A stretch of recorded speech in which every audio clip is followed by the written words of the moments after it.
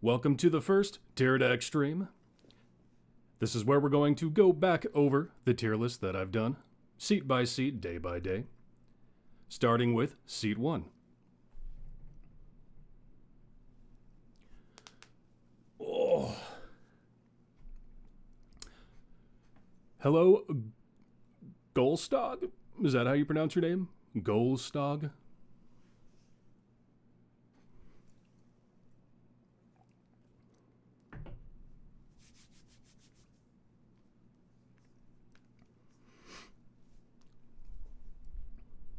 Spot on. Good. Right now, we're going to kind of ease into it. My streams are going to be a little more chill than my YouTube. Less scripted, more chaotic. And, oh, that's weird.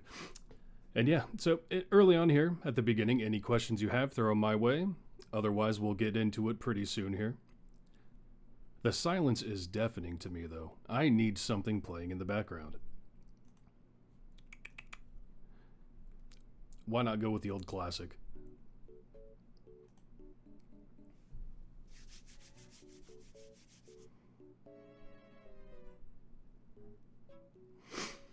Oh.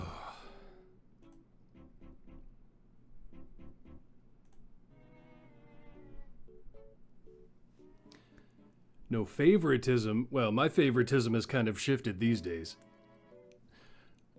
Seat 1 doesn't... Well, Seat 1 does have some fun champions these days, actually. Got a lot to go through.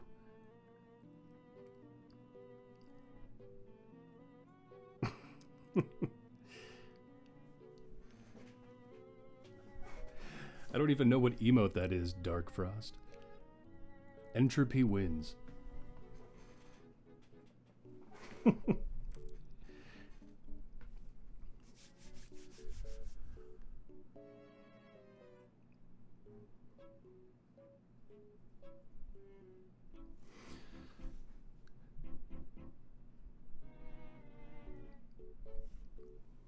Actually, Zorbu hasn't been a favorite of mine for a while. I started with him early on.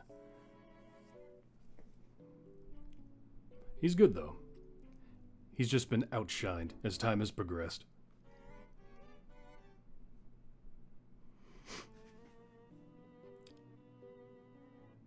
See, now a name like yours, Jaimian? Hymian? Which way are we going with that? Jaimain? Like chow mein? What are we doing?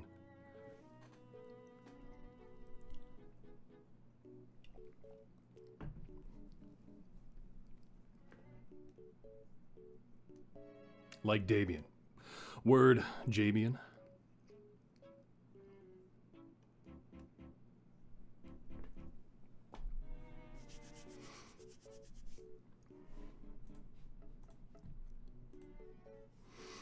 And for those of you who need, the music's pretty... Yeah, I'll turn it up a little bit. I don't want it to drown out anything. It's more for my own sanity to not be listening to silence while I talk to no one. We'll give it a little boost though.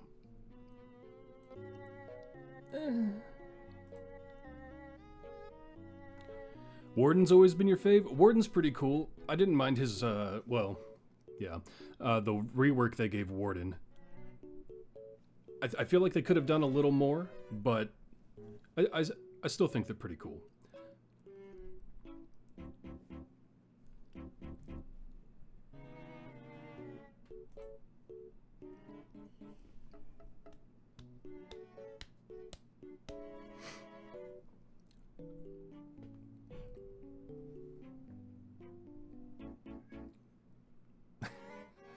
You'll have to forgive me, my cat is just staring at me and meowing while sitting in her food bowl. Let's see if I can... Hold on.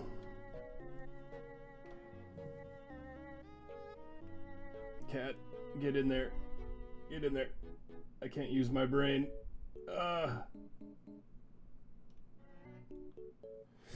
Anyway, there's Cat.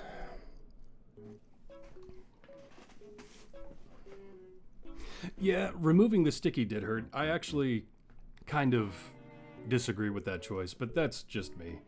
That Warden's identity was always that sticky debuff, so that's weird. Kitty. As a little reminder, here was the tier list. I'll be pulling this up as we go through the champions. We'll be starting with the core champion, Bruenor, of course, who was previously in the B tier. Kind of rock solid B. Right there.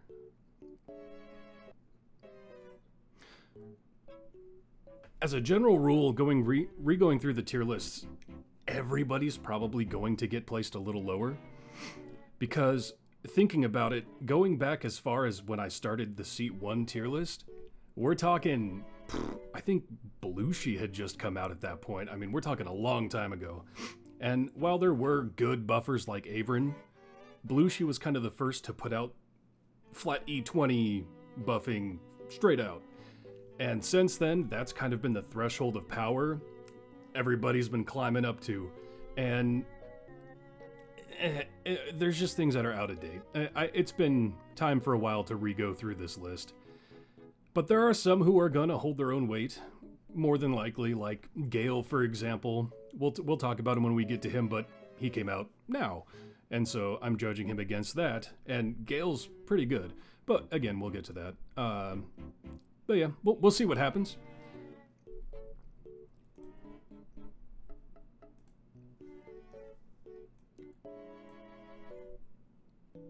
I definitely foresee some of these getting a knockdown, though. And Bruenor's kind of a weird one. I guess we might as well just get into it. I got Bruenor out right now. And it's probably best if I re-go over their kit a little bit. And another reminder is we're judging these champions. This is an overall, overarching usefulness for the game, period. Not, are they the best buffer? Are they the best DPS? Are they the, it's what's their availability? How much do they buff? How useful are they? Everything. Because mechanics can mean a lot. Whether, like Penelope recently with her slowing and her knocking back and her bud damage, all that kind of stuff. Bruenor is the first champion unlocked. Bam. And there's one thing I have always disliked about Bruenor is, what's it called? Inspired. Right away, he is a support. That's it. Not a DPS. But increase the damage of Bruenor by 100% for each adjacent champion. I understand he's the first champion. You're gonna need some damage right when you get to starting out. But this, as soon as you even unlock Jarlaxle in Seed 4, is completely worthless. I've never understood why this doesn't at least evolve into something else. I don't know. It's been a strange one for me. But Bruenor increases the damage of everyone in his column. We'll throw Drizzt out there. DPS. Part of his affiliation, Companions of the Hall. So, you need to make sure, boom, he's right there. We're going to remove Drizzt real quick because that buff, Rally, in the same column, is increased in many ways, Dwarven Glory being one of them, where it scales with each dwarf, and then King of the Hall. This was introduced in... what was the season? I don't remember which season it was, actually. Was it 4? Maybe 5? I don't remember. But the season of the Companions of the Hall introduced Mithril Hall stacks.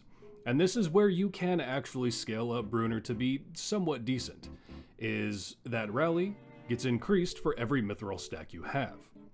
Now, a lot of the Mithril stacks will be gained through feats, and each of the Companions of the Hall have feats to increase that. So you'll see, we have Rally. This is kind of like a rough, just standard buff number when you get to the item level I'm at. I've had my account for a long time. You can see my item level up here, 3.38 EO4. Core champions, that's kind of their theme, is they have really basic mechanics, basic scalings, and even if you get crazy item levels, they're never going to really put up. There's a few exceptions.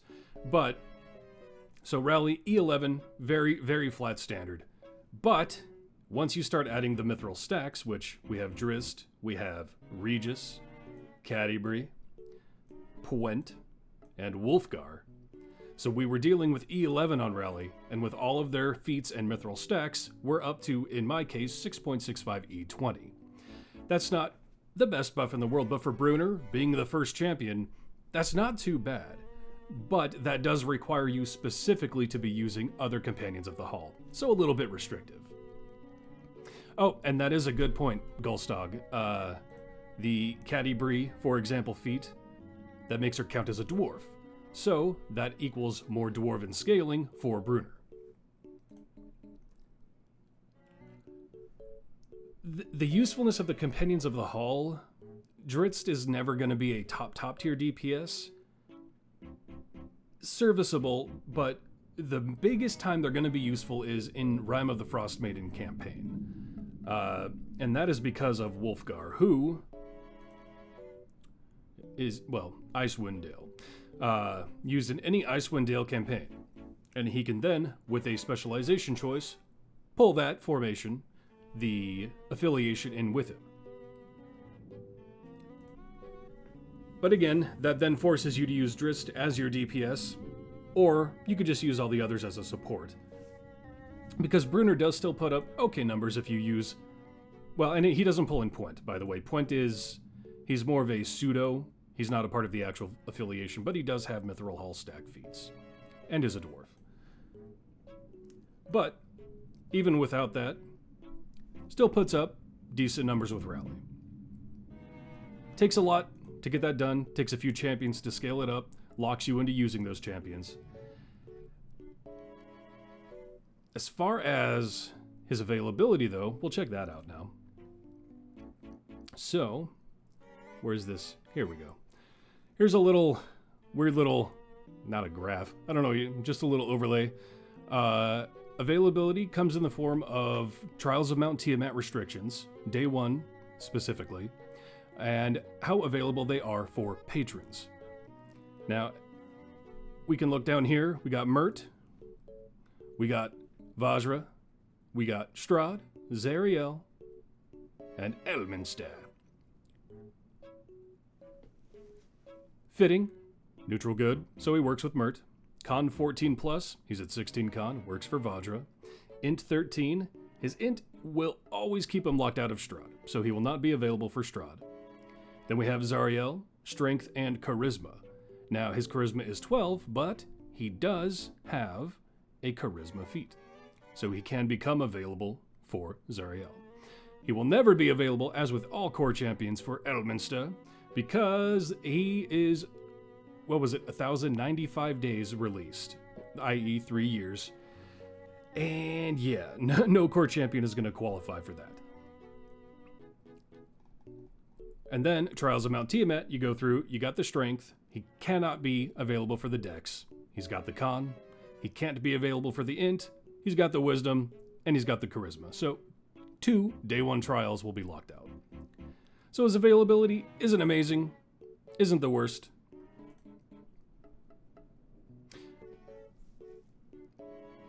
But as far as where to move him on the tier list, that is a good question.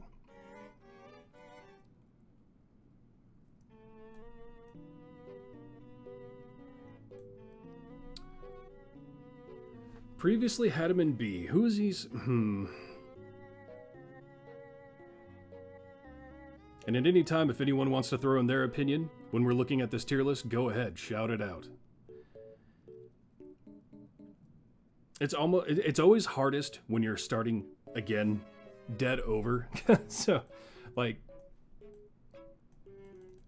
swap on over to this.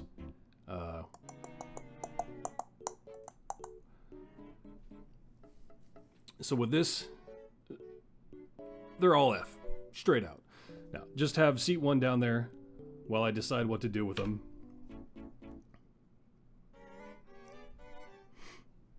C plus small niche. I get that. That's what I was, in my mind, I was thinking like the bottom of B or the top of C, right in that spot. But starting out, and we'll see as we go on, and I do this day by day and we get through a lot more of these champions, we might still move things around. So just to get things rolling, it might be good just to place Bruenor somewhere.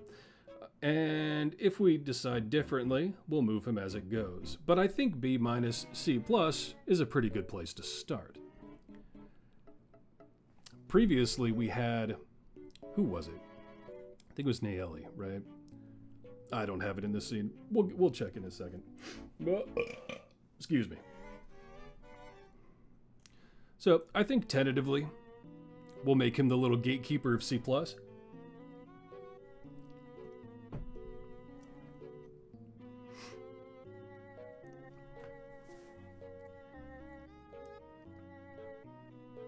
I am wondering, because that does set the precedent.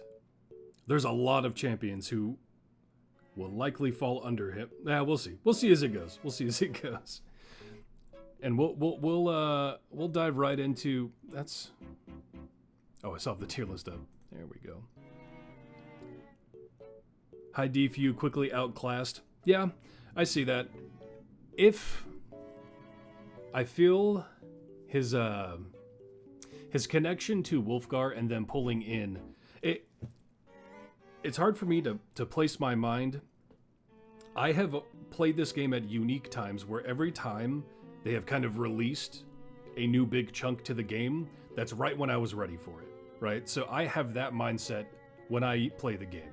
I have always been just barely to like a new hard thing will come out, boom, I can do it. I had to stretch for it a bit. Nowadays, I can muscle through most things. But I have to take into consideration newer players as well.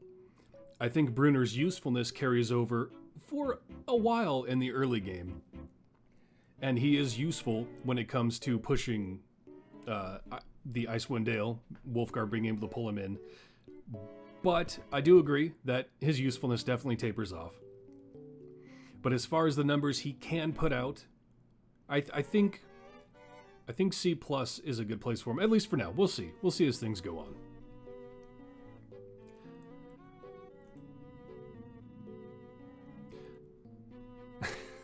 Yes, this game has Shadowheart Dark Frost. And I know where your mind's going with that.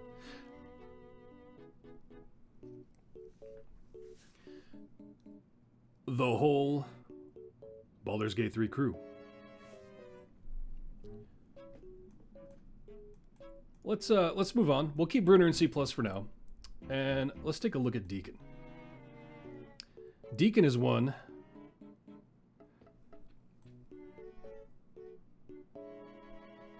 Yeah. Goldstog, we'll get to her when we get to her. But I agree. Deekin used to have a lot more usefulness now that we're talking about him as well. He just kind of gets outshined in his niche now. And his buffing isn't terrible, but it's not the best. And Cathris, he desperately needed... That whole crew needed a season before they dumped seasons. But again, we'll get to him when we get to him. Let's take a look at Deekin. So Deekin is famously a speed champion who increases the speed of enemy spawns. So helps you move along faster, helps you farm things quicker if you need to kill things for a patron run, something like that. Someone's car alarm is going off. Hope it's not mine. Oh well. That kind of totally threw me off. So Story of Doom. As far as his damage buffing, he needs to be adjacent to champions, though he does have a specialization option to make it just go to all champions. Generally, though, you're going to be using him for enemy spawn speed, especially these days, and you'll want his specialization. We'll just pull up his specializations. I didn't pull up Bruenor's specializations. His is very basic, but going back to Bruenor, where's Deekin? Going back to Bruenor, there's just a flat rally buff or a rally buff that scales the more hits you take. Just take whichever one better suits you. Deekin, though, So again, he can make Story of Doom hit everyone, not just people he's adjacent to. He can increase the effect of Story of Doom, so keep him adjacent, but the buff is better. And increase the speed at which enemies spawn with confidence in the boss. Usually you're going to be using Deekin for that enemy spawn speed, and so you'll take that. But he directly contends with another champion for enemy spawn speed, which is Whittle in Seat 2. And she is generally enough to reach, like, there's a soft cap for how quick enemies can spawn as far as just spawn speed. So you'll compare Deekin and Whittle to someone like Melf or Tatiana. They pull in more mobs that spawn. It's not about the spawn speed with them. But with spawn speed, they can only spawn so fast. And Whittle kind of reaches that peak when you just slaughter. Like, she's so easy to use.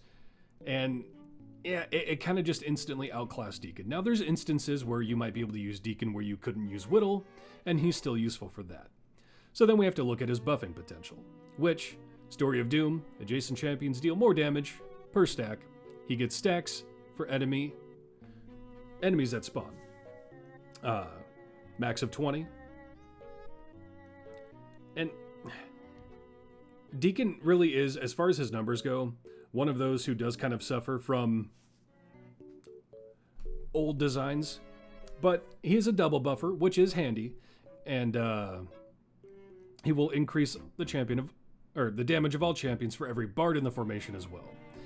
So, as far as slotting him, you want him adjacent and as many bards as possible. It's like he's not bad. It's just, there's just something missing from him. Oh, there was something unique with him too. What was it?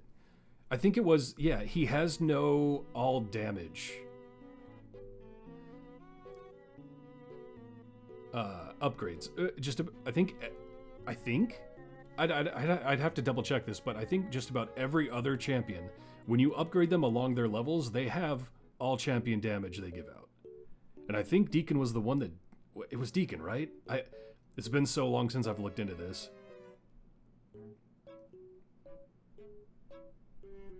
Yeah, I don't think he has any. Which it's just kind of strange that none of his upgrades were for all champ damage.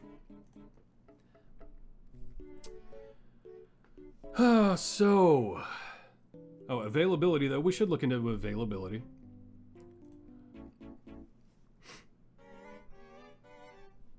Need to pull something up real quick.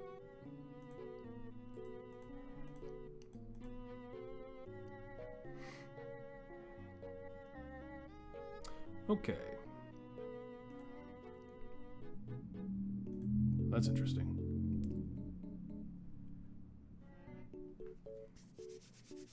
Why is Deekin so greedy? It's weird because I think, and I could be wrong on this, but I think he's the only champion that does that. Because even like flat DPS champions, well, I could, yeah, you know what? I actually don't know. Like, let's check Dirge. Yeah, right away. Even Dirge, a self DPS, has increased the damage of all champions. All champions. Yeah, so I don't know why they did that with Deekin. I'm unsure.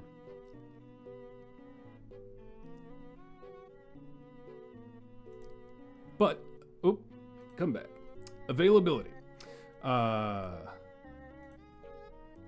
He really doesn't have, like, he's kind of a weird mix. He's neutral, so he doesn't work for Mert, as Mert only allows good or evil. He's got 15 con, so he works for Vajra. He does not have the int for Strahd, but I believe, oh wow, did he have a 2 strength? Yeah, 2 strength, right. So yeah, right, 10 right there. I'm an idiot. So yeah, available for Zariel. Will not be available for Elminster because he came out quite a while ago. Oh man, and can I just say, with Elminster pushing, I have been teetering between using the Absolute Adversaries, and when Lae'zel is not available for speed, I've been using the Rivals. with Virgil's speed mechanic and slotting all of them. I did not realize how close we were to losing Shaka. Just lost Shaka, what was it, yesterday, the day before? He just pressed through that threshold of being unavailable for Elminster. That kind of surprised me. Anyway. But, oh right, trials availability though, with that feat, he will be available for every day 1 trial. So his availability, patron is kind of iffy, but he's not too bad with trials. But as far as it just, especially with some of the champions we're going to get to in Seat 1, his damage buffing isn't the greatest. And he doesn't have any scaling that like pumps him out. Like basically these days, if you want to be competitive, you need pre-stack multipliers or just a really good couple of heavy multipliers on top of each other. And he just doesn't have that. He can reach okay, serviceable, but it's nothing crazy.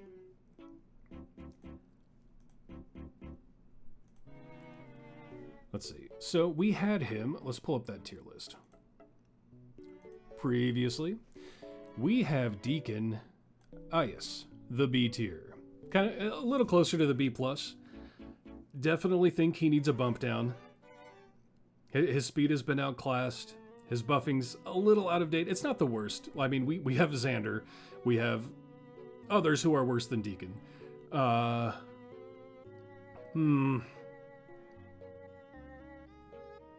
Yeah, I agree, Jack. Shaka, he was just a good buffer too, so to lose him for the pseudo-speed stacking with Virgil and just his buffing, that sucks for Elminster. Really, Elminster's a good one to just lean as heavy into the absolute adversaries as you can right now. Or a Warduke, because Warduke is a good... There's a couple... What's the variant in Light of Xerixis where you can only use evil? You're basically shoehorned into using either Warduke or the Dark Urge as your DPS in that one. But yeah, losing Shaka, I just, for some reason, it went completely over my head. I didn't realize he was right there, ready to be gone. C-, yeah, again, that's kind of where my brain was leaning, because he's kind of just been outclassed in every way so far. Not so far, but just in general. Hey, no. Yeah, let's pull up that new tier list. I should have pulled it up first. So let's see. If we put him in the C-, let's try to think of what that means. I mean, yeah. Yeah, that does feel right to me. So far, you're pretty bang on with me, Goldstog. D-, like, yeah, it is weird to not have the all champions, but I mean, really, the all champions through upgrades usually doesn't lead to like a huge buff. It is a loss. A loss is a loss, but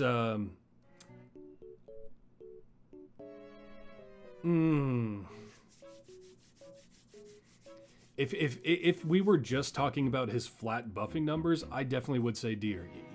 He does still have the speed mechanic, and every now and then you're going to use him for that. Whittle does outclass him there, but every great once in a while. Again, we'll reassess as we go, because early on, it's always hard to compare and contrast because you're not comparing and contrasting anything. But, yeah. Yeah, so far, we're going to stick with the C+ and the C- for now. Yeah, I think it's about, I was going to say it's E5 to E7, depending on the champion, I think. Man, I haven't, that's like stuff I looked into back when I made my overall just overview of the game. It's been a while since I've thought about the minor details like that. But yeah, right in that range.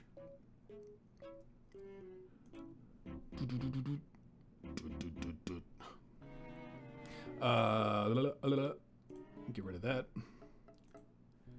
We'll reassess, though. That's what this is all about. And I do want to hear everyone's opinions about it. I don't like echo chambers. I hate my own voice. Let's mosey on to. We were talking about K'thriss earlier. Let's move on to K'thriss. Another one that is just dated, in my opinion.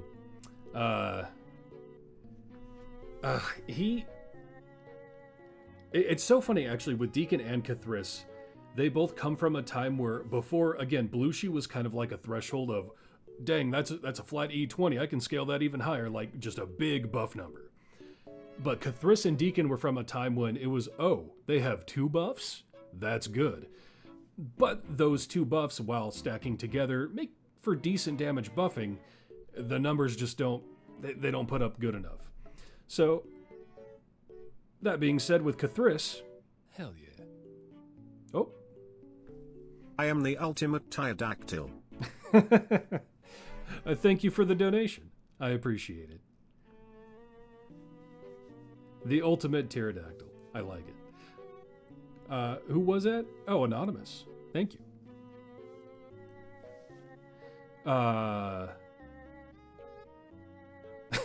Totally threw me off. So, K'thriss. Reduces your gold find, which, you know. Oh. I think all hall dudes must be in one tier. Never used them beside affiliation formation. By hall, you companions of the hall, Jack? I think if we're talking companions of the hall, like Caddy Bree is in a league above them for sure with her usefulness. Wolfgar puts up a lot of goodness. Regis, yeah. Man, I need to get my eyes checked. I read that as cattle. Now I will only ever think of Caddy Bree as cattle now. Yeah, I think a lot of the companions are still pretty decent. But as far as Regis and Bruenor, Puent's pretty good now too, but yeah, they all just kind of get outclassed. But that's another point I like to make is just because there is someone in their seat better than that champion, to me that's not going to put them all the way down to nothing. I still think they should be ranked based on what they offer to the game. If someone outclasses another champion, that shouldn't just make them F tier. But, yeah, that's me. K'thriss, though. No, and that's fair, Jack, too. With Jim's rework in his season, he has some crazy scaling. And the fact he is a positional DPS for Artemis, whew, he is very good. Jim is very good. Which, that's actually, I forget where I ended up putting Jim. I think I put him in high A. Yeah, he's high A. He's probably gonna hold that position, if not climb a tiny little bit, because he's really good. Back to K'thriss, again for the 50th time. So, he reduces your gold find, but increases all champ damage. And then, I have his, we'll go ahead and look at his specializations. His is a pretty simple choice, though. Go away. So, you either reduce the number of coins required to summon the Shadow Demon, which you can see on him now, which increases the damage of the person it's on, but it prioritizes being on someone with the lowest DPS. There are some shenanigans. I haven't really looked into it. There were shenanigans you could pull with this to super spike your bud. I don't like to cover exploits or things that aren't supposed to work like that, but generally it's just supposed to be a minor boost. Not really what you focus on, other than people who like to focus on the no-no. The other spec choice, though, Unseen Encouragement, now targets all non-adjacent. Can't talk. I think that's the better pick, because normally it's the furthest, and slotting someone in a formation to make sure they're the furthest slot they can be, that's just so irritating. So taking that just makes him buff everybody who is not adjacent to him. So he does have the double buff, but they just don't put up a lot of numbers. Serviceable again, but when we're talking about the current power creep threshold of the game, he really just doesn't keep up. So let's take a look at his availability. He's neutral, so doesn't work for Mert. His con is 10, so he doesn't work for Vajra. Then, let me make sure I'm not missing anything here. Strahd, he does have 13 in, so he works for Strahd. And he does have, I believe... Yeah, I haven't got it because I never use Cthulhu, but he does have a 2 strength feat, so he could become viable for Zariel. And he will not be usable for Elminster because of, his release was much prior to 3 years ago. As far as day 1 trials, he's available for everything but his con, because his con is so low. But everything else he does qualify for.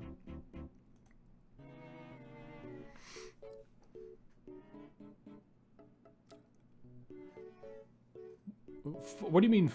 Oh, I see what you're saying. Yeah. With Warduke, yeah. That's fair. Warduke is one I wanted to make Warduke my DPS champion. Krond as well. But for anybody who knows, availability is so important to me when it comes to a DPS. And that's why Artemis, of course, Artemis is just the best scaling. But his availability is so good for a DPS champion. And now I'm leaning more into Dirge these days. Artemis is still by far putting up better numbers because of legendaries. I might break those down next season, to repurpose into Absolute Adversary. We'll see. But, yeah.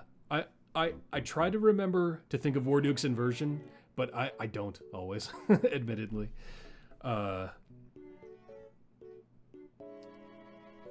Yeah, but as far as where to rank Cthulhu then, let's take a look at where he was prior, which was, I believe and I definitely have him overranked now that I'm thinking about it. Because I think he's in the lower B. Been a while since I've looked at Cthulhu. Yeah, we have him in, well, no, like the middle B. Yeah, he's definitely going to have to take a knock. He doesn't really have unique mechanics he offers. Again, unless we're talking about exploits, which, again, I don't even know if that's still a thing. I forget what it was. Something to do with Avron's ult and him. But, So let's see. Let's hop on over.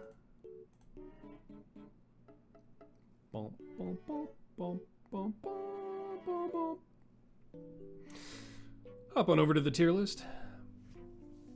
So now we're dealing with someone with an okay buff when you consider everything he brings to the table, but not great by today's standards. No real unique mechanics. I'm thinking... I hate Cthulhu like D. I was thinking D because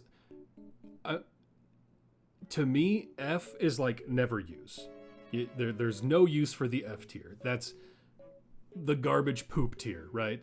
The pee water tier. E's going to, in my mind, be reserved to someone who, like the gold standard, I'm not going to put him there yet, but Xander, right? What does he do? He gives you a buff. Xander does a little more, but think of it like that, though. Someone who just gives like an E10 or an E11 buff at decent item level, like, that's to me the E tier. D tier, like, he's still... He can be used. He's not a wasted slot. But by today's standards and in the spirit of reshuffling around this tier list, I really do think he belongs like at the end of C or at the start of D.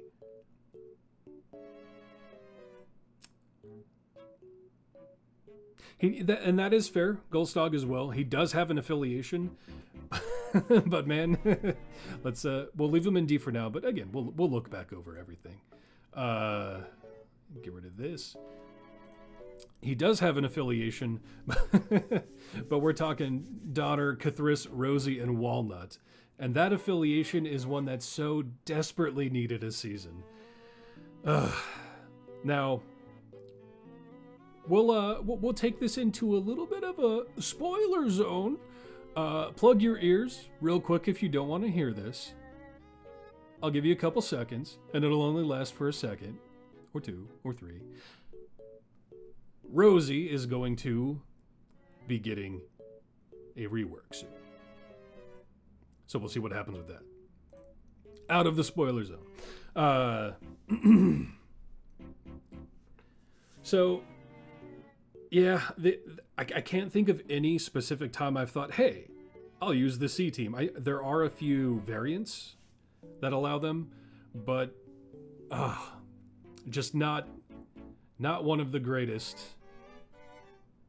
affiliations.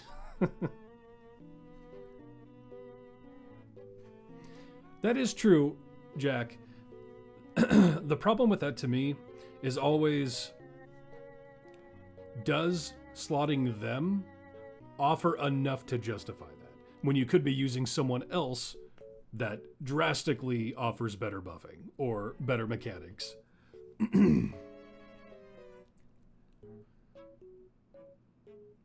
I think there's the potential. We'll put him in the low C potentially. I'm gonna leave him in the D for now, but I can see him getting pushed up to a low C.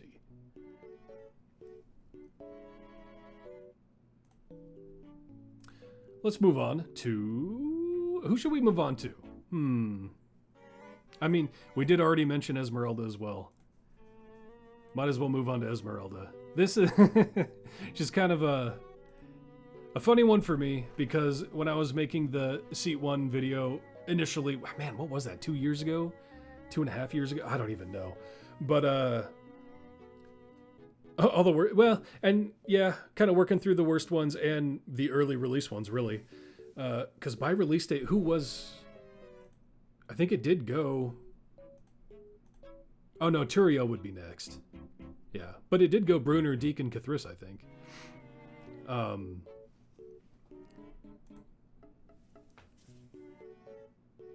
Never used champion for me. Yeah, I agree. She does have one niche, I'll grant her, and I'll go into that. But when I initially ranked her, I put her in the bottom, and some people didn't like that, and so I put her even lower. But then I recalculated her. But I think, let's take a look. But she was one of the few in the E tier, I believe. Yeah, she's over there with nerds in the original list, and I don't think she's gonna be moving. I think she's probably at her home right there. There's a lot of people who defend her though. And one specific mechanic that she offers, and I agree, that mechanic is useful.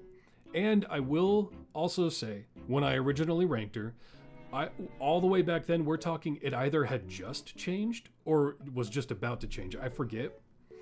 But at that time, Briv could skip over bosses, even in a non-free play.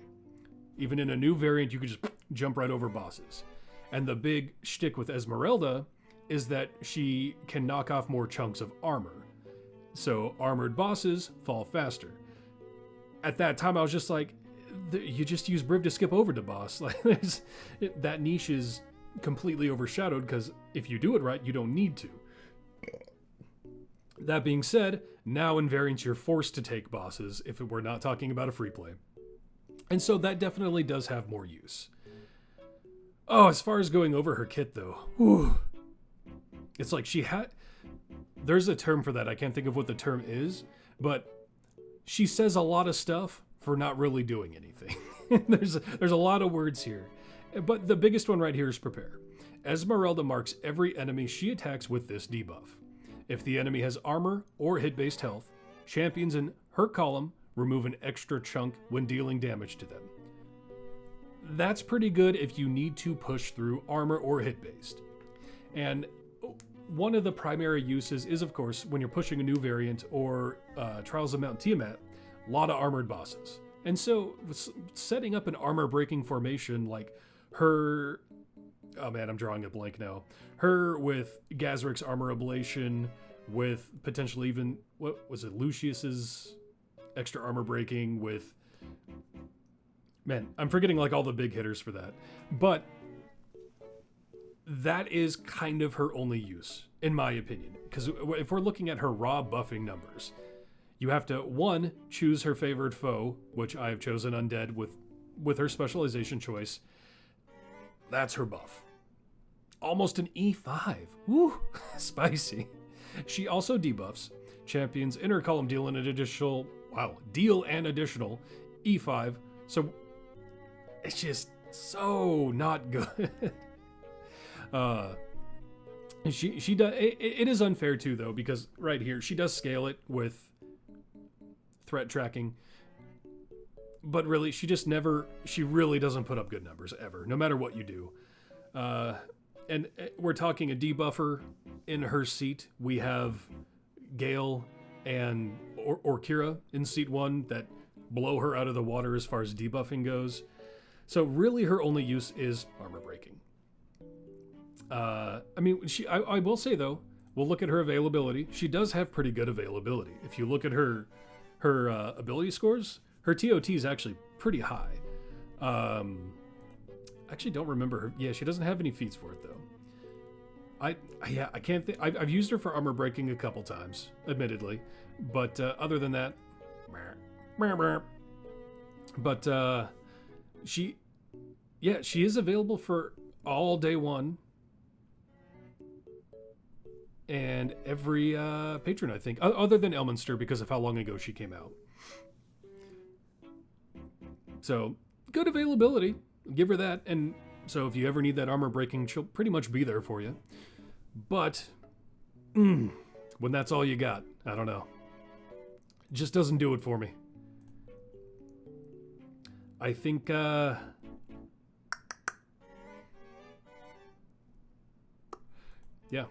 I think we're going to keep her in the E, right? I mean, unless anyone wants to make a case for her. I just don't see. You think she's on par with Cathris? I mean, maybe. Her numbers. Ooh. I mean, she does offer a mechanic that is somewhat useful. So, I mean, realistically, I guess at the end of the day. Oops. There we go. At the end of the day, you probably use her more than Cathris. So with that in mind, maybe. Because you will need armor breaking more often than you'll ever use Cathris these days. Oh, the thought of... the thought of using this... Okay, and you know what's also not fair? Well, I don't know how many of those I want to say. Let's just say she's on the horizon for, maybe getting more fun.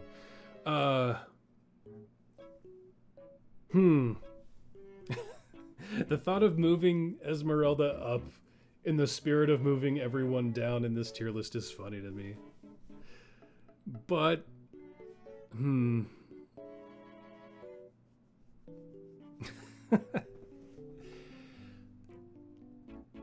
does she go up to D? Does she go up to D?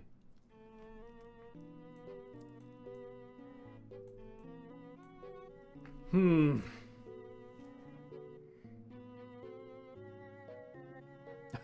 gonna need to switch the music soon. I'm gonna go insane.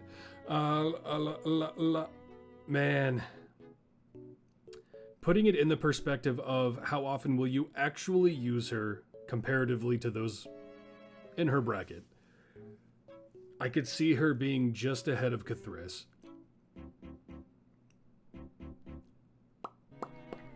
Man.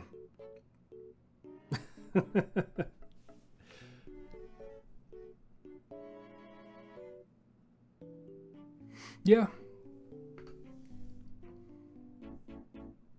No, it's true. Utility has to matter at a certain point. And again, the argument I used to make was Briv skipping over the bosses at in the first place. And the problem with how bad her buffing is yes, you will skip armored well, not skip, but it'll help you reach your threshold faster by bypassing the armor, which is a useful mechanic.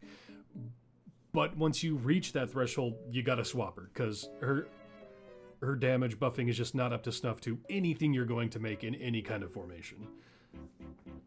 But that is still a minor use. And we're talking the D&E tier here, so it's not like she's being, oh, but yeah, I didn't expect that. But yeah, we'll keep her hand in hand with Cthulhu for now. His is a little better. Cthulhu is a little better, but they are really, again, in the perspective of these days, they're kind of close. Yeah. All right. Well, we'll keep her there for now. Just ahead of Cthulhu in the D tier. Did not think I'd be moving her up.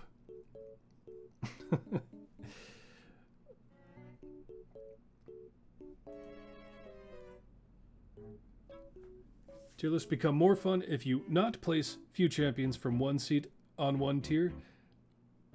I don't know what you're trying to say. Hold on. Am I reading? Tier lists become more fun if you not place few champions from one seat on. Oh, are you say? Oh, you're saying it's more fun when you trickle it the seat throughout the entire, all of the ranks.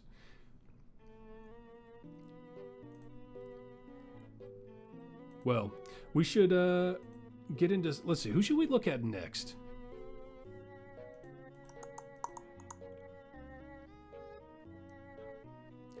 Let's look at. Yeah, we could go to Turiel. We'll keep her hand in hand with Cthulhu for now, but we'll look back into it. Turiel. I've always liked Turiel, even before the season he was a part of, and I think he's still pretty good after that. Oh, don't worry about it, Jack. I just want to make sure I understand. That's all. And well, I have to hold myself back a little bit, but you're going to realize in this live setting, not my scripted setting, I am a lot more sarcastic and will probably come across as a jackass, but it's all in good fun. So don't take it personally if it sounds like I'm being a jackass. Turiel, we had him in the high A. And I think he's pretty good. I like the concept. I kind of wish Gale was in a different seat because of this, but I understand why they paired him with Turiel. The concept of being a pseudo tank. You can't be a solo tank, but you work when there's another tank in that tanking column, in that he redirects attacks to the tank next to him. I love that mechanic. I don't know why, but I do. Don't know what that was. Where are we looking? What am I looking for here? I'm looking for... Oh, right. That's right. You need it actually on someone. I forgot about that. So, bad formation to show this off, but we'll put him adjacent to Wolfgar here, with Dritz in the back here. Then we have to... Does it... Actually, yeah, it doesn't actually just show. You actually have to look at the buff. He does better back. Wrong thing. Where is it? There we go. Why is that solo? He starts off pretty low, as you can see, at the E10, but he's got a lot of ways that he scales up his main buff, which is buffing everyone behind him. So when an enemy attempts to attack Turiel, they instead redirect it to the tank next to him, like I said. But in doing so, that will scale that buff up. And then fiends are his favorite foe, and after attacking a fiend, he'll scale it. And when he redirects an attack from a fiend, he'll scale it. And then based on his specialization, we'll go ahead and just slap one on him. I need a better way to... I need to just not level them beforehand. He will either scale it based on Constitution scores or Charisma scores. That just entirely depends on who you're running. Whatever fits better for the formation you're using is what you'll take for that. But, yeah, he also has Lawful Mission, increased for every lawful champion in the formation. So he has a lot of ways to scale that buff, and once you scale it up, it is a good buff. But he also has March of the Rakshasa. I'll just read it out straight out. 50% of non-boss enemies that spawn are actually duplicitous? Wow. Rakshasa, fiend enemies who have shapeshifted into other forms. These enemies count as fiends, in addition to their original enemy type, for the purpose of favored foe mechanics. So, he will always have a way to have fiends to interact with his other formation abilities in Unflinching Hatred, where it's whenever attacking a fiend or redirecting a fiend, he will always have a fiend to work with. I will say, while his buff does get, I think mine, like, roughly in the E20 once you get scaled up. And it is nice to force fiends for other favored foe mechanics or patron variants that require you to kill fiends. It is a useful mechanic. In the spirit of this tier list, though, well, let's look at his availability, though, of course.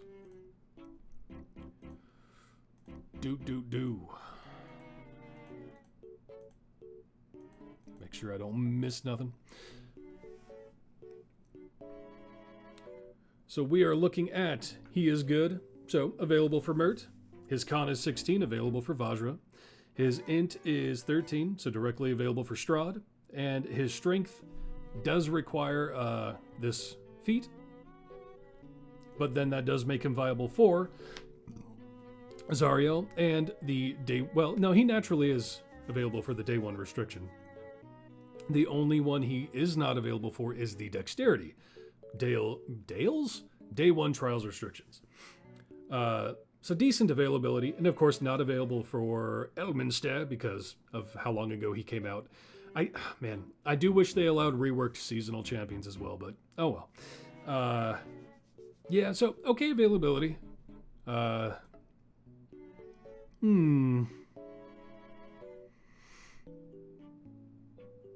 reminder of where we placed him. High A.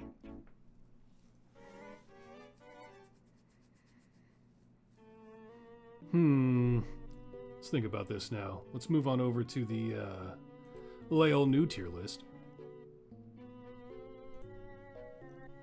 Turiel, previously high A.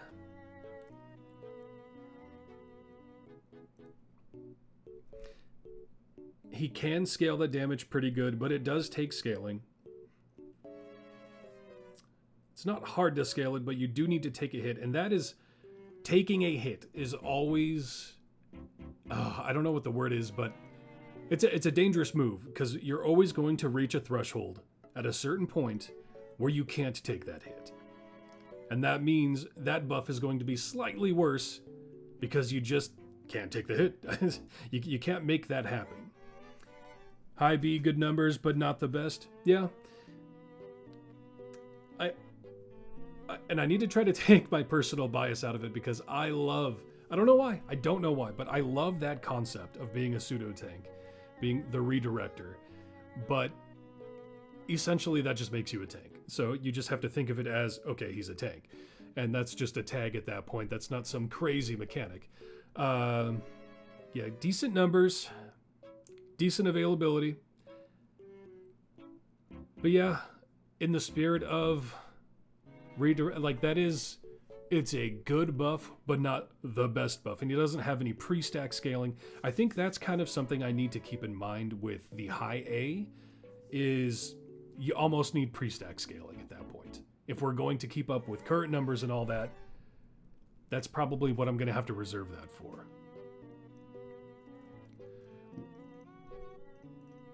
The no health. Oh, that's fair too. Yeah, Lazy Cat. Technically a tank, but at the same time doesn't buff everybody else's health as a, quote, tank. Yeah, that's fair. Yeah, high B.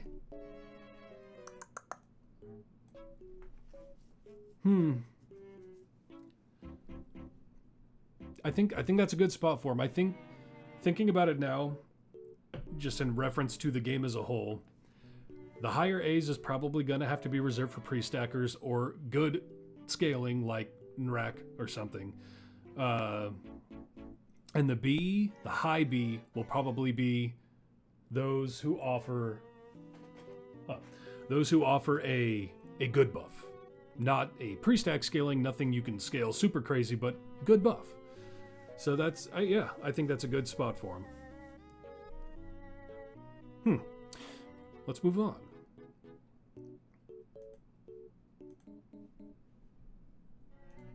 Stop it. Yeah, right, Sisaspia. That'll be an interesting one. Recently got reworked. She kind of needed it. I've always enjoyed her concept. As far as...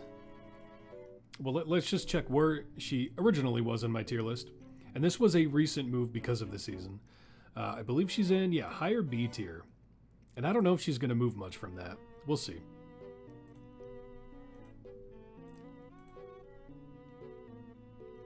She did get... Yeah, I'm not going to be able to get her hard numbers. Well, I could actually... What I could do for someone like her... We'll see, though. So, yeah. Works with spores and debuffs with decent scaling. The most important thing about her was the Dance of Spores to me. So I guess we should just go over her whole kit in general. So surrounded by a halo of spores, enemies are damaged, they take additional damage. Nothing crazy, but it scales decently. She uses the reserve, blah, blah, blah. So champions within 2 slots, each spore used, current area, stacking multiplicatively. So that's kind of why I need to go to a higher than zone 1 is she needs to be actively attacking something. So let's see. Let's go.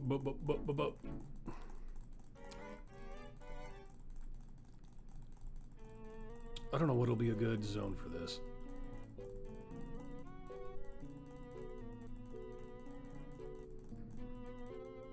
Just go here.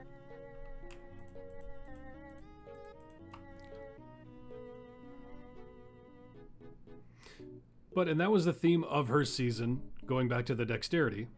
Oh, that's nice. There we go. Is her maximum spore reserve is increased by the average dex score of the formation. So you want a high dexterity team to best benefit her, which you're just not always going to be able to do. But it's something to keep in mind. But the maximum reserve is important too. Let's see if I can... Man, I'm forgetting all of the names of her abilities. Is a healer, which, man... Oh, I go into my whole rant about healing in this game. She is a healer and can heal. Okay. The healing almost never matters. It will in some rare variants where your formation is sustaining percentile damage or something and you just need minor healing to keep everyone up. But as far as just flat actually healing your formation and mattering when you need it, there are so few champions who do that. And all of them aren't necessarily with the healing tag. Or, I mean, you got Briv. That's Briv and Karlak, really, man. But, why? I am hard blanking on which ability I'm trying to think of here.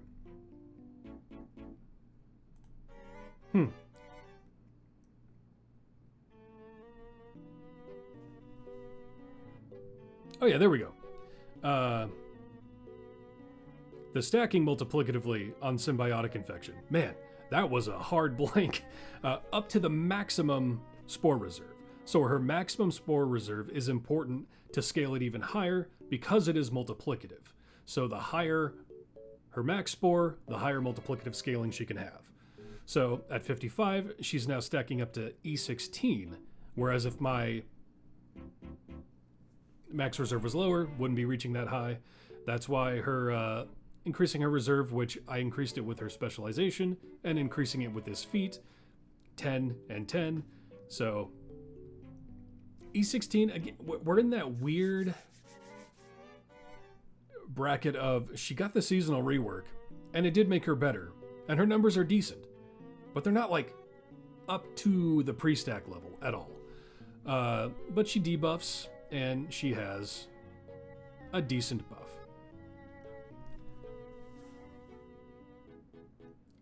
She is a unique race, which is important for things like Ashara. She is a druid, which we don't really have enough druids. But let's go ahead and look at her availability. She's a weird one. Like, I keep going back and forth with where I would put her in my head. Definitely.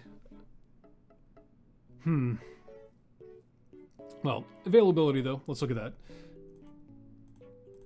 I'm taking too many just like mental breaks thinking of where I would put them. Just complete. She is evil, so available for Mert. She's got 15 con, so available for Vajra. She has 13 int, directly available for Strahd. And strength 10, charisma 13. She's got both of those as well. Doesn't need a feat for any of them, naturally available for all patrons.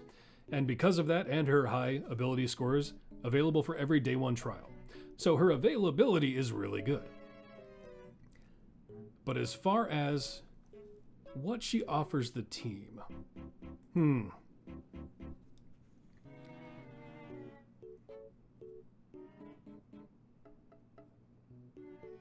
yeah, Goldstog, you've been kind of right there where I'm thinking, because that is true too, because positioning can be important sometimes, and especially when you're hit with like a variant that's restrictive and you're just like, God, who am I going to use?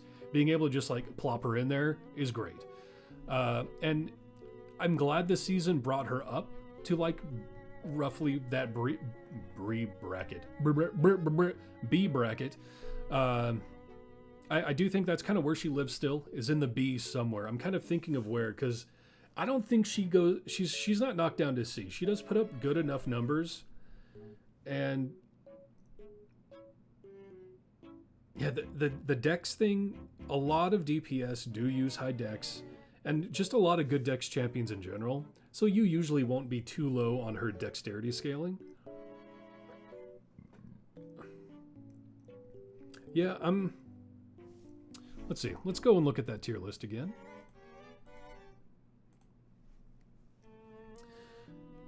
I'm thinking in the same. Yeah, we're kind of going right down a line, but yeah, I think at the higher end of B- is where I'm kind of thinking for her.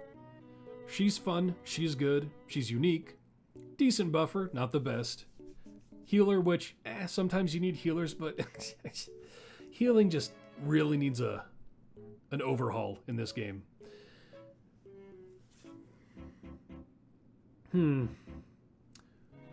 Thinking B-. Unless anyone else wants to put up a fight for her for somewhere else, I'm always open ears.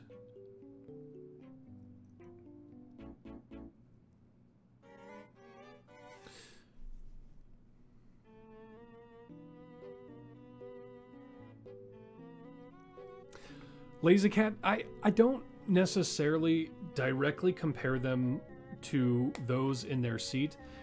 Sometimes I do, like I did mention with Ezmerelda, she's a debuffer, but you have Orkira and Gale in her seat that just debuff better. But at the same time, I like the concept of ranking the champion just based on what they are, not what they're competing against necessarily. Because if you want to see what they're competing against, just look at their rank, and you'll know which one is better. But that being said, who you might pair them with is important too, because I did cover that slightly with Bruenor, in that he can scale kind of okay, actually, get to like an E20 for me, but that requires him to be completely paired with the Companions of the Hall and Point. So with that in mind, he's ranked a little lower because the only way he can reach those numbers is by forcing himself with all of them. But yeah, I don't necessarily like to directly compare champions in the same seat, personally. The idea of the list is to just, what are they to the game, But if you want to make an argument for something, again, all ears. But I'm liking her in B-, and we're getting pretty trickled in all the ranks here. Which, yeah, okay, we'll go into her next. We'll leave Sisaspia and B- for now, but again, we'll always relook over stuff. This will be an interesting one with Orkira. Gotta go back now. Whoop. Where are you? No. Well, that's fine. Where are you? Get out of there. Just get to killing those. So then we have Orkira. Orkira is an interesting one. For those curious, she is previously in the S tier. Big tier. Of her time, she was very important. Very good. Click debuff, at least at that time of the game, was an important threshold to reach for a certain just, I don't even know what to call it, like a stage of the game. And again, it's hard for me, coming for how long I've been playing this game, to compare how important click debuff is to people now. Because we have reached such a power creep and threshold of just buffing in general that click debuff isn't quite as important as it used to be. But it was when Orkira first came out. And her debuffing could be scaled really good. And that's good for just a normal formation, but it was also really good for click debuff. That being said, let's just take a look at her. Pretty simple, actually, all things considered. Heals all non-adjacent, which is kind of weird, but not too bad. You always hated click debuff. I was in a rare bracket. I didn't hate it. At the time, I was running like... when I was doing it, this was years ago now, it was really helping me push trials when I couldn't otherwise. And being able to push to that next tier of trial was so important to me. And she really helped me do that. But the whole click debuff team, Freely, Grim, Orkira, Penelope, just that whole chaotic crew of debuffers. They all really helped me at a time where I kind of needed it at the time. And because I was just being stupid and pooling resources and not fully piping out my Modron core, not just sitting on blacksmithing contracts. So I could have probably pushed through it if I actually did everything. But I kind of like click debuff. I don't hate it. In a game where you start out with that click, being able to cycle back to making clicks worth it again, I like that. Now, I'm glad it's not the be-all, end-all, but I do think there is a place for it. But yeah, back to Orkira.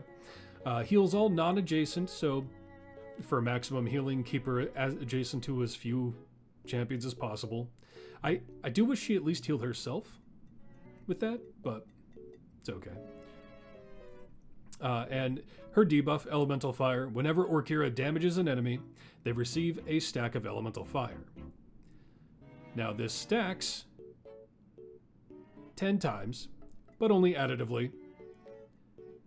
And attempting to add another stack will reset the cooldown of all stacks, so you can maintain 10 constantly. And I'm out of coffee. The most important thing about her, because right here, E7, you look at that and you go, that's not the best debuff. It stacks, but it's only additive. That's not that great. It's how you stack it up that's important with her. But that also is a knock against her on one hand, because you need a couple of specific champions to be able to scale it that crazy high. But let's look at her specializations.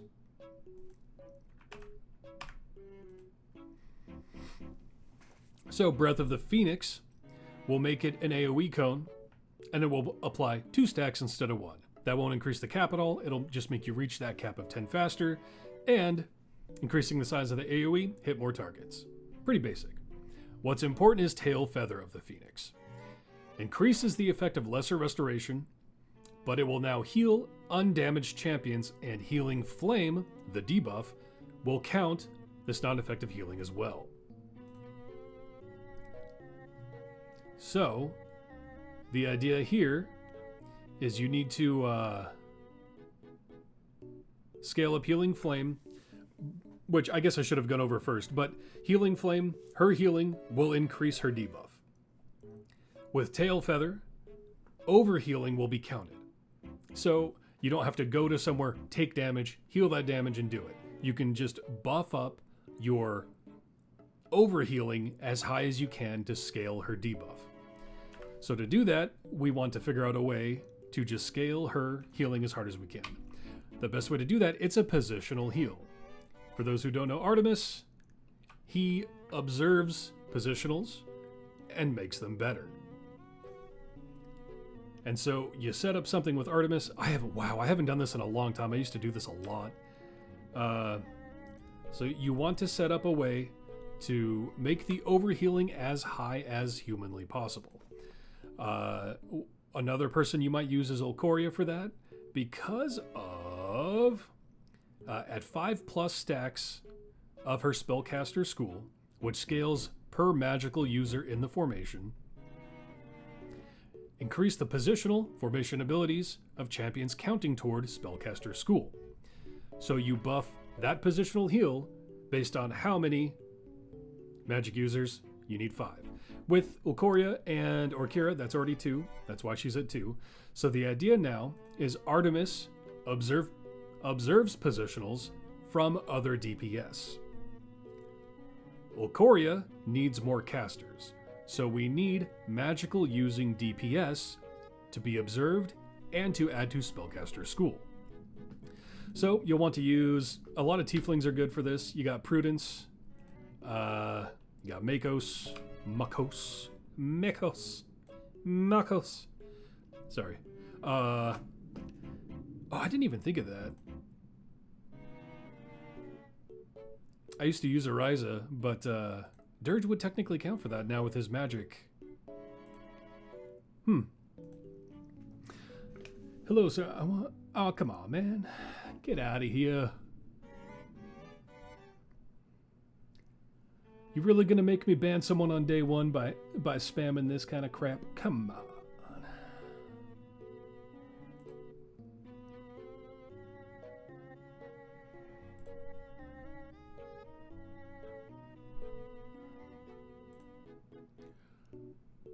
Banned.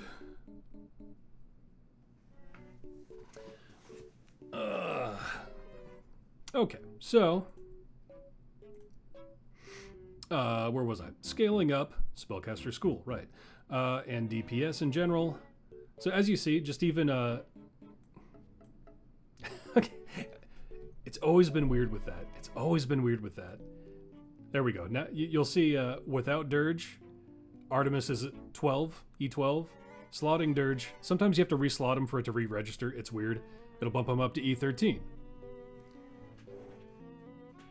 Cars extended word. Yeah, basically. Lost my train of thought. Another often important one is Arkan. As he usurps and buffs formation abilities as well. So, you can see right there, slotting him next to Artemis, previously healing for E13, now healing for E16, because Artemis is observing the heal from Makos, buffing it, then Artemis is observing it from Arkan, and it's all being buffed by Orkira.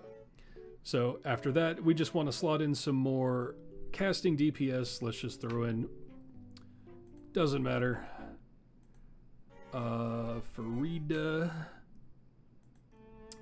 and who last? I'm drawing a blank. Do we have another caster DPS we could use? I don't think so.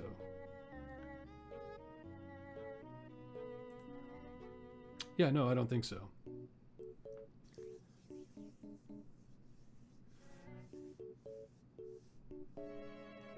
Cure stacking's always been something I thought I'd get to later and you never got, yeah. It really was super beneficial for click debuff. And if you never really needed to get to the click debuff stage, you wouldn't really need to do this. And Orkira is good, but it's kind of her formation, or not formation, her affiliation is pretty good too. But if you're not using them all together and not in click debuff, you're probably not going to use Orkira. Whew, coffee's coming back on me. So yeah, I don't think we have another casting DPS we can slot. It's been a while, so I'm thinking if there's been anyone released that we could use. But I think we're just going to slot a DPS for Observe. So you can see by doing all of that, we have as many magical users as we can that are also DPS, Arkan to scale, Orkira to scale, Artemis to Observe. We've got her healing up to E25. And then we'll reslot them to make sure that... So E28, actually. I thought that sounded small. So that overhealing is being processed into her debuff now. So we look where she was at E7 before, she's now at E18. Stacking up to 10 times. Only additive, so that's not going to get that high. If that was multiplicative, whew, that would be spicy. But that is an excellent debuff. And it's going to scale, and it's going to taper off to a certain point.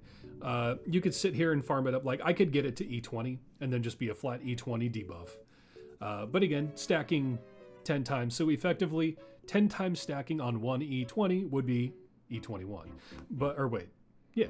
No, I don't know. Whatever. But, yeah. She, great debuffer. Amazing debuffer. But requires this whole setup to get that good. And click debuff isn't as good as it used to be. I still think she's really good. Let's look at her availability, though, now that I've slowly explained that whole process. Let's take a look at that. Now, I'm pulling... For anyone curious, while doing this, I am using a website to make sure I am not missing out on things as I go. I will show you. I am using BiteGlow. And you can go to champions. I'm sure most of you know this, but so I'm just looking at Orkira, scrolling down. Here we go. Here's her eligibility. You can see her feats. You can see the formation of her event. You can see where she is at with cores if you need a DPS to see what core is best for them. Yada yada. All the info you need in BiteGlow. But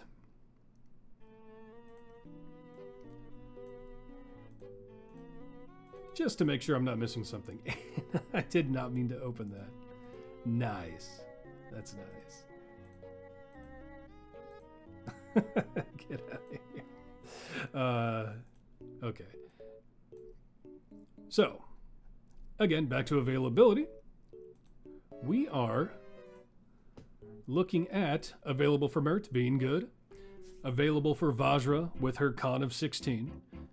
Available for Strahd with... Or, not Strahd, rather. Not available for Strahd, because her int is 8. Zariel, she is naturally qualifying for with a decent strength and very high charisma.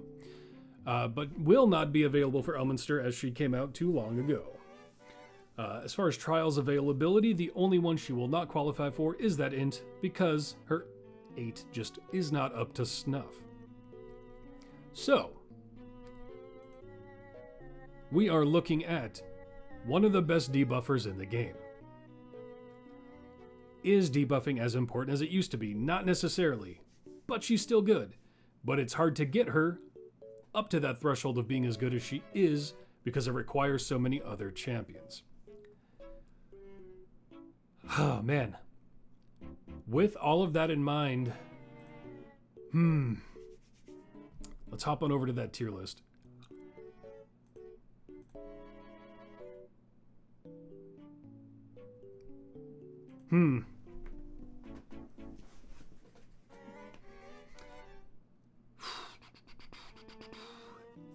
I definitely, she's dipping out of S. Just with everything that is this game now, I do think she does not belong in S anymore. But I don't know how far down she's going to go. I do think A+ should be reserved for those with pre-stack scaling. So I might be putting her down into the... She is somewhere in the A- to B+ in my mind. Still really good. Fits that niche. And that is what I would like input from like middle... What you would consider mid-range players, right? early game, you're not going to rely on click debuff. Late game, you're not going to rely on click debuff. But is click debuff as good as it used to be for that middle ground? I don't know. It's definitely not enough to warrant the S anymore. And you can, up to, again, we're also coming from the perspective of how far my item levels have progressed with everything. So, it's up and down from there. But E20 is a good debuff.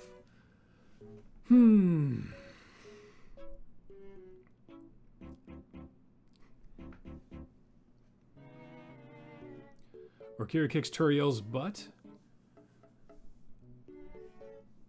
Considering the roles, though, I think the tank role is far superior to the healing role. I think being a tank offers a lot more utility to the group. And you don't need to set up the debuff farm to scale up. Honestly, his buff gets right into the same area as her debuff, if you get everything stacked up. But that does require your formation to take a hit. What do you, as the purpose of your tier list? I use it to spend because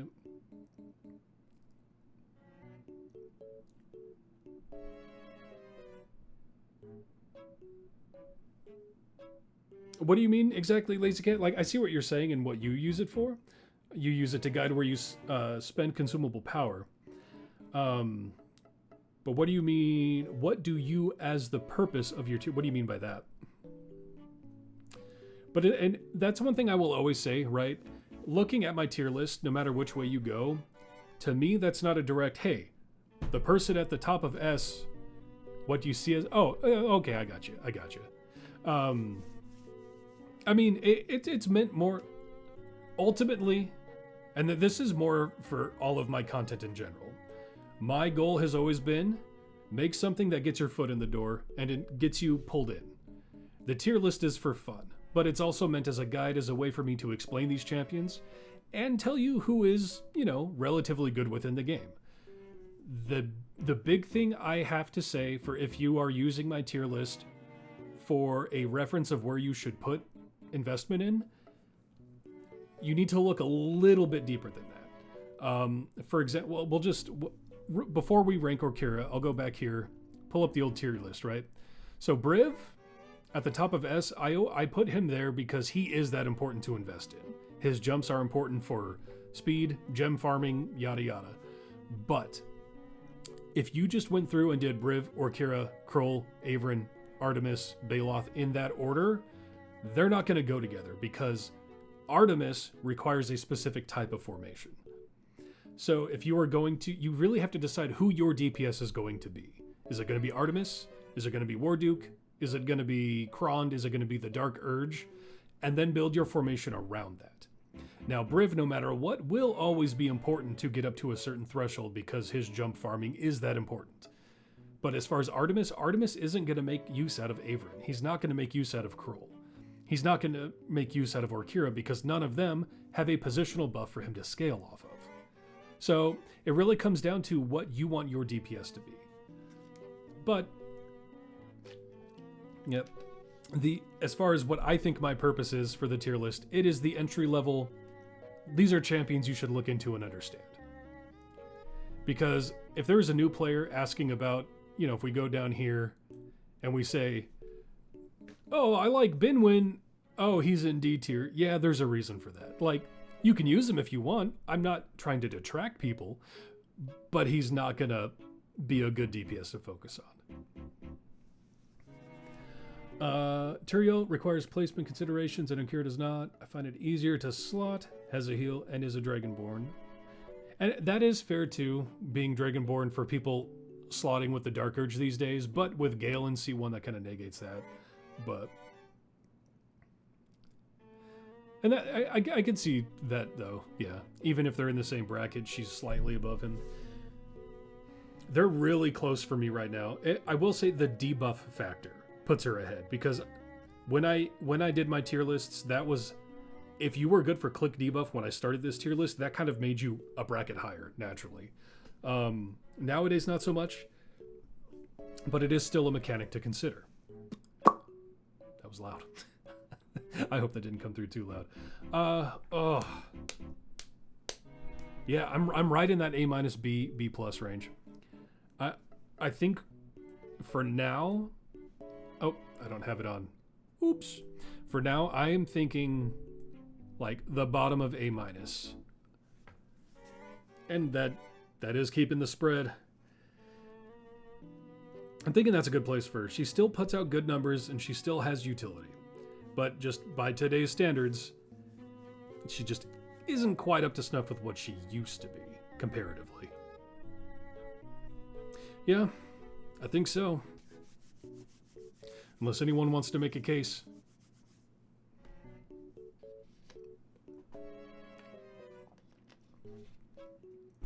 Oh. I've completely just gone autism brain with the music in the background. It's just a piece of me now. Oh, man. Who should we look at next?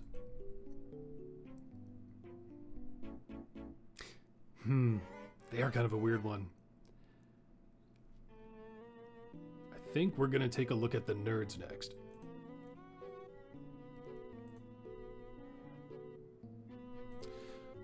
Okay. Let's clear that formation. And get the nerds. Oh, what a strange champion the nerds are. I love and hate them.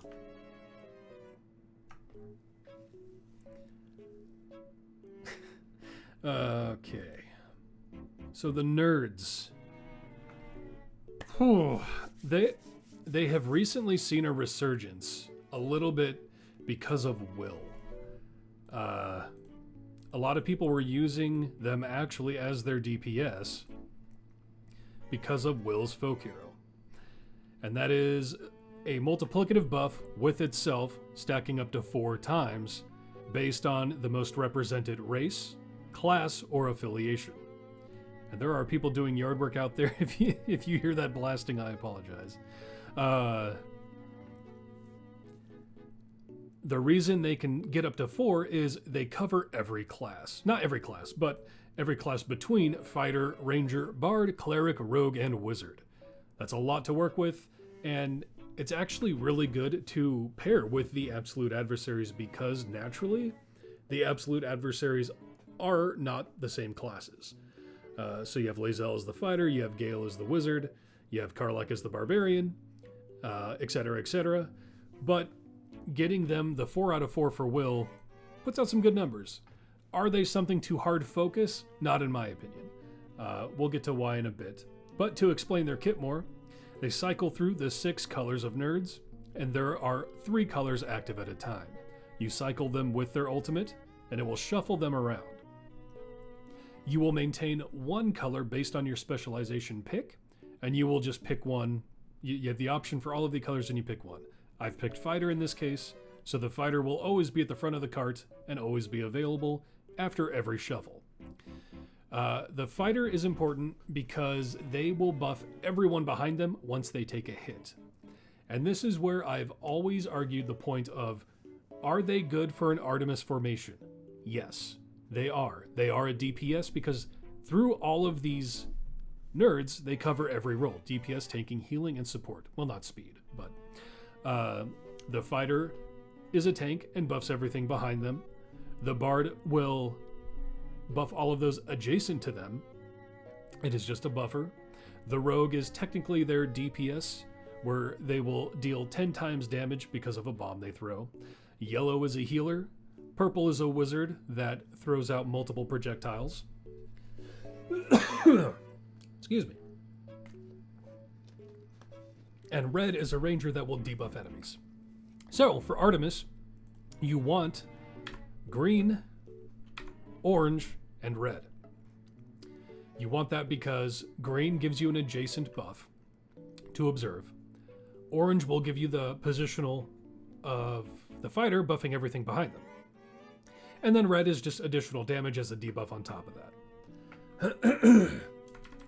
The problem with that, I'm trying to get red, green, and orange. Man, excuse me. Got a little cum in me throat. The reason I've I'm tentative on recommending them for an Artemis formation is because of the fighter. That is the most important part of their kit for Artemis, is the fighter buffing everything behind them.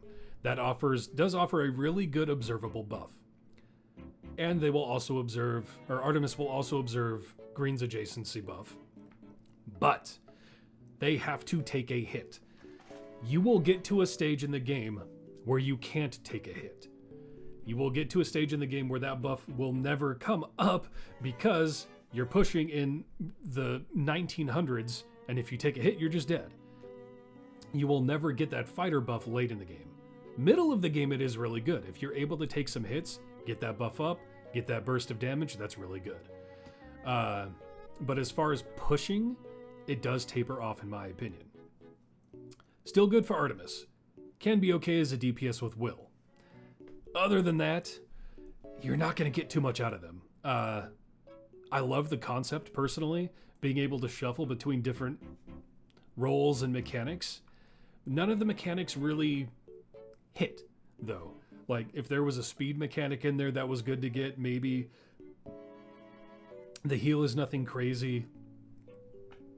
The Bard's adjacency, like, without the Artemis scaling, the buffs aren't good. Like, right now, you have Bard and Fighter.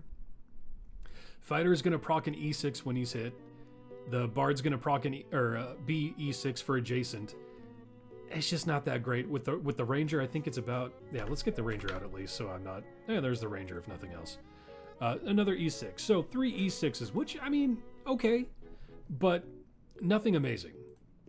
Now, one thing that is decent with them is they can scale their health quite well, considering being a tank that is an evergreen champion.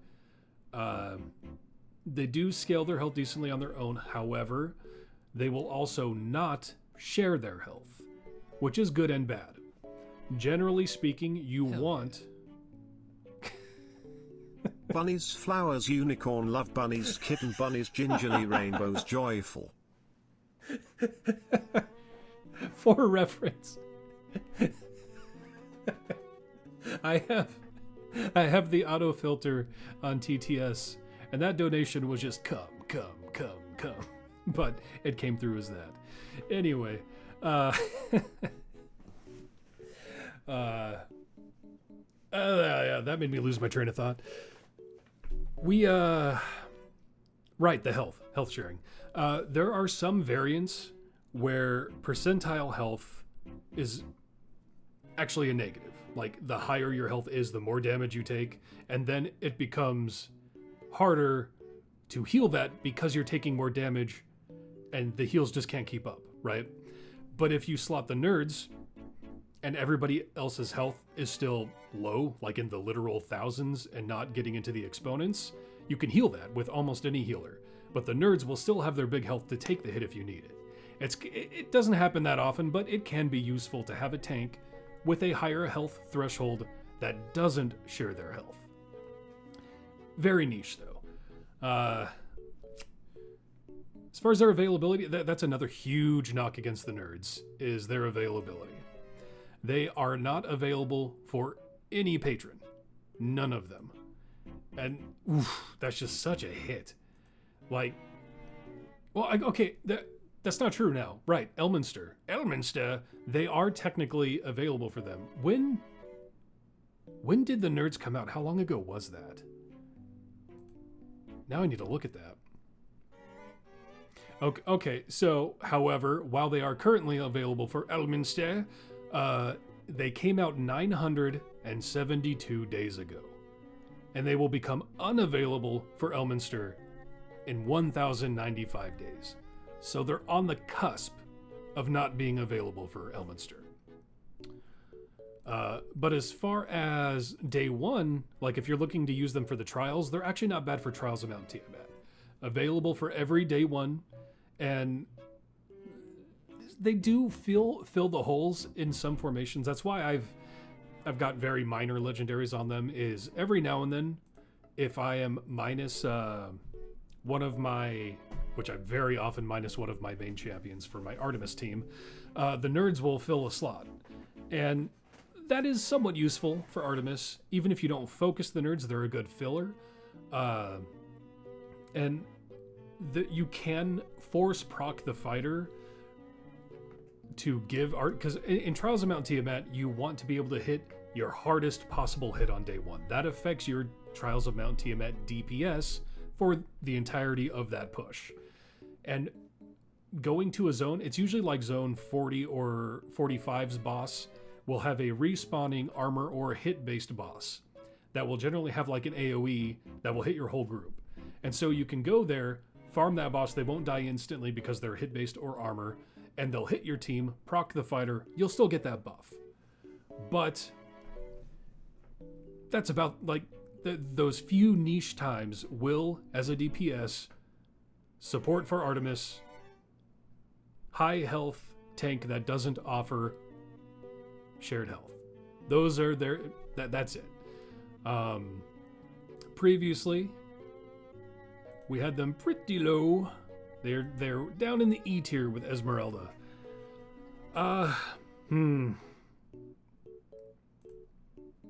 That's incorrect. Oh well. Where to put them now? They really, other than Will and them being a DPS used with Will, that's kind of the only difference from when I ranked them before. A lot of people die hard for them being one of the best with Artemis, and I get it, but he just has so many options these days. And again, when you reach that higher area threshold, they just die and don't offer Orange's buff.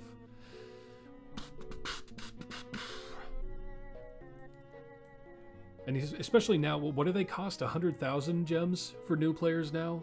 Because they were attained from a, what do you call it? A collab with literally nerds and Idle Champions back when they first came out, but now they're, I think, 100,000 gems to unlock. Anyone want to make a case for them being higher than E? Because I just don't see much of a reason to push them above that.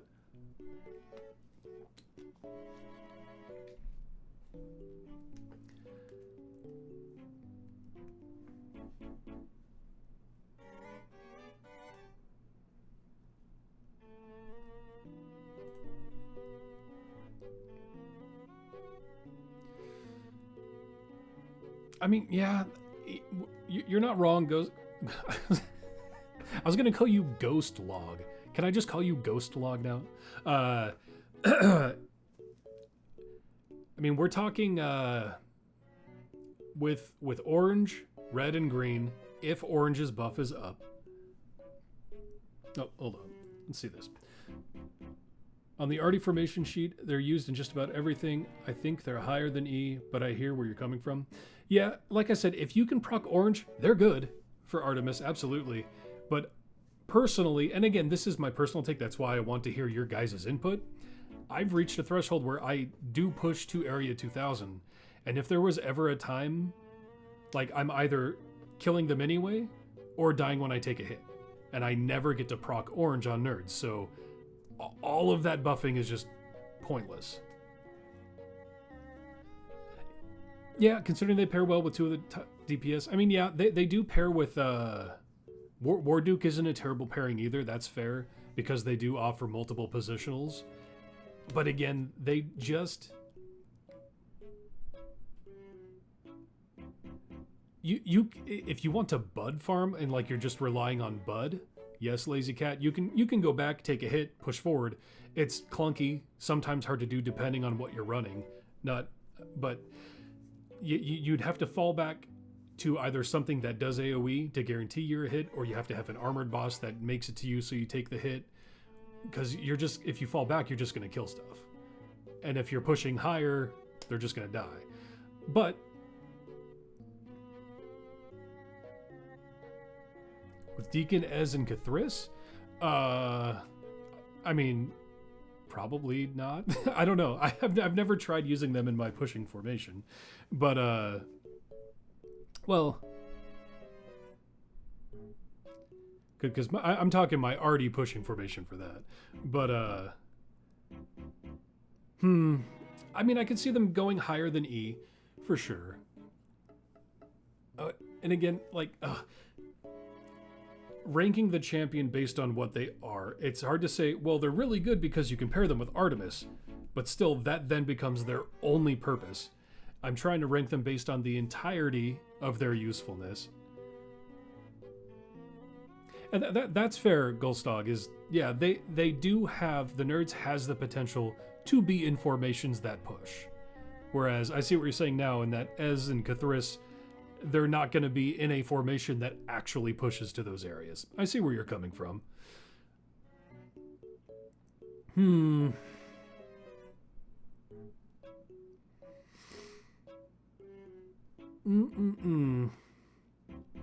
You're making me push my E's and it's hurting my soul. I had to push up Ezmerelda and nerds. But no, I get it though.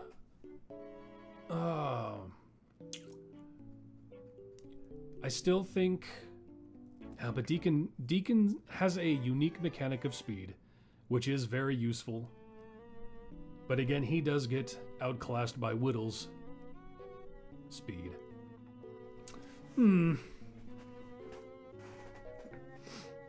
I could see nerds getting pushed up to D with Ezmerelda for sure, and being ahead of Ezmerelda, if nothing else.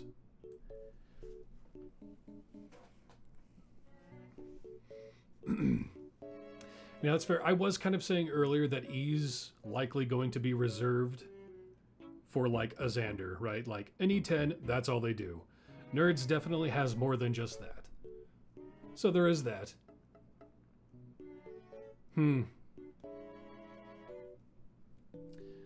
Maybe they even go to the C- just because they can be used in actual pushing formations. That's a fair point. I don't see them climbing out of C- though. I just don't.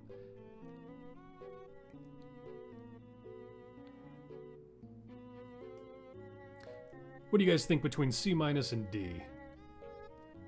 I'm thinking maybe just behind Deekin.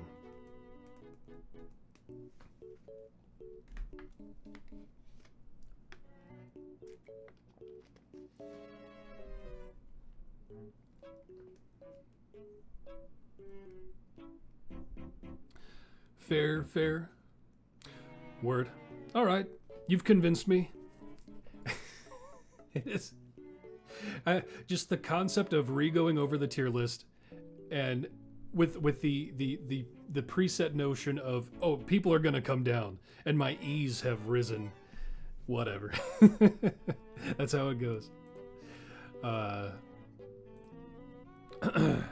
Next up, let's take a look at... Yeah, and I that is a fair argument, Lazy, is at least they can be used in a legitimate formation, whereas you're probably not with... I think Sisaspia has a place, Bruenor has a very niche place, but no, I know where you're coming from. Let's take a look at Dahani. Dahani's a weird one. Oh. I wanted... When I really, the last season, man, left a weird taste in my mouth. I'm glad they did what they did to Dahani. They could have done a little more. I don't think she's bad. I don't think she's great though. And just the whole concept of they added Virgil and Kent and did nothing to either of them. That was weird. But we've talked about that in the past. We will move on to this burb. DPS in gold. Not... I have transitioned into using Dahani in my gold formations ever since they nerfed Narak, buffing gold positionals. So I have seen a resurgence of Dahani being used in gold formations. But as far as a DPS, she still kind of suffers. But she's better than she was. Let's take a look at where she ended up after the seasonal rework. I had her in low B. The very bottom of B, barely making it into the B. And man. Yeah, well let's just take a look at her kit first. So, first of all, she's one of the few with a permanent stacking buff. Did I pass it? I did. Way of the Brush. A lot of the permanent stackers just don't hold up, right? Like, she keeps track of the number of enemies she has painted. When she attacks, she paints enemies across all time, persisting through resets, increasing her damage for each enemy she has ever painted, right? I'm almost at 10 million painted. And that equals an E5 buff. That just really isn't that good. Granted, it's not where a lot of her DPS comes from. It's just a little addition. I just wish there was something more they did with that. But, yeah, I don't know. But her paints are yellow, green, and blue. Yellow gives gold. Green gives an AoE. Blue makes bosses take more damage. And, it was a stun, right? Enemies painted in this way are stunned for 2 seconds. Her specializations are just buffing one of her colors. She scales her damage based on her affiliation slotted with her. I guess we could do that. Why not? I'm gonna have to level some of them up though. We've got Celise. We've got Virgil. We've got Shaka. Kent. Am I missing someone? Gazrick, right. Again, I don't know why Gazrick was overlooked in their season. That's so weird to me. Is that everyone? I feel like I'm missing someone. Dahani, Gazrick, Kent, Celise, Shaka, Virgil. No. Okay, so with that, that's another E6. And again, we're talking my item levels, so everyone's going to be a little different, but you can kind of still gauge where that is in the realm of other buffs, right? E6 is nothing crazy. E5 is nothing crazy. But paint them red is where she's going to get most of her damage from. You know what? That's a fair point. Strong heart. Yep. That is fair. And for those who don't know, Strongheart has a specialization pick that makes him just a part of anyone's affiliation. And buffs those adjacent to him. Let's just get some level these up a bit just to see what's just to get him there. So with that, that'll bring friendly rivalry up to 7 and an E7 buff. But again, and you do want to stack up as much as you can there. E7, E5. Paint them red though. That's where it counts. After we're gonna do what we did with Sisaspia here. Go to somewhere where Briv will just eat all the hits and heal himself. Probably gonna have to unslot the affiliation so I'm not killing though.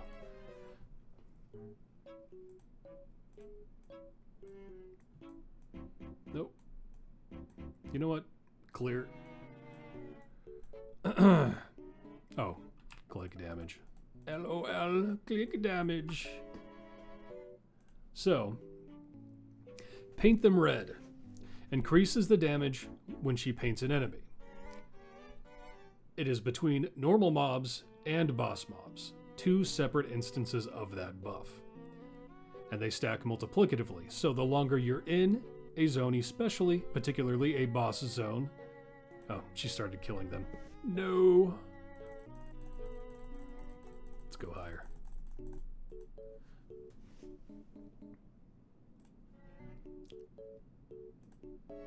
What was her? Oh yeah, she was hitting a higher bud. Somewhere in here, maybe? Yeah.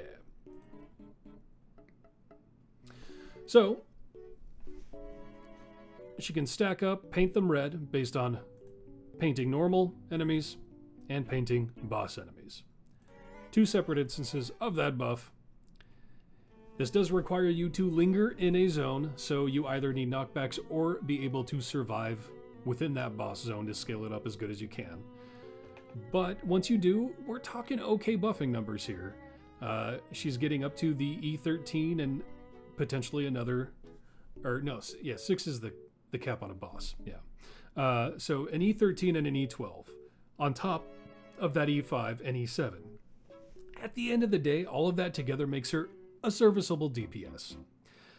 Not the best, and it requires her affiliation, and it requires you to be able to linger in a boss, or at least enough attack speed to apply a lot of paint, which her attack speed will be buffed by Virgil if you take that route with his specializations, so you can achieve that within her own affiliation. So, she's a weird one for me, but let's look at her availability. Pulling her up again. So, we've got her Chaotic Good, available for Mert, being good. Her con is naturally 14, so she's available for Vajra. Her 13 int is only through the feat Scholar. Normally, her int will not allow her to Strahd, but that feat will. She cannot be used in Zariel. Her charisma is 7, so there's no way to make up that. Currently is usable for Elminster, so a possible DPS for Elminster, and other than the loss of Shaka, you can use a lot of that affiliation. They're gonna be trickling out though eventually, but yeah. Day 1 trials availability. Because of that charisma, obviously she's locked out of charisma, but she will be available for every other day 1.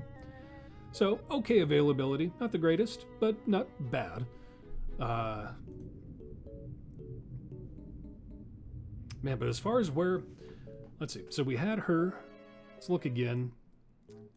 Had her in the lower B. Barely in the B. Barely in the B. I do think this buff definitely helped her with having this double stacking. So dipping into the E13 and the E12 on boss areas. Because before this change, Kent within her own affiliation, who was a DPS support, out DPS'd her. Just straight out. With this, she does take over and is able to out DPS Kent. But it does require a boss area and it does require you to paint them up. And nothing crazy with gear either. Her scaling of gear is pretty standard.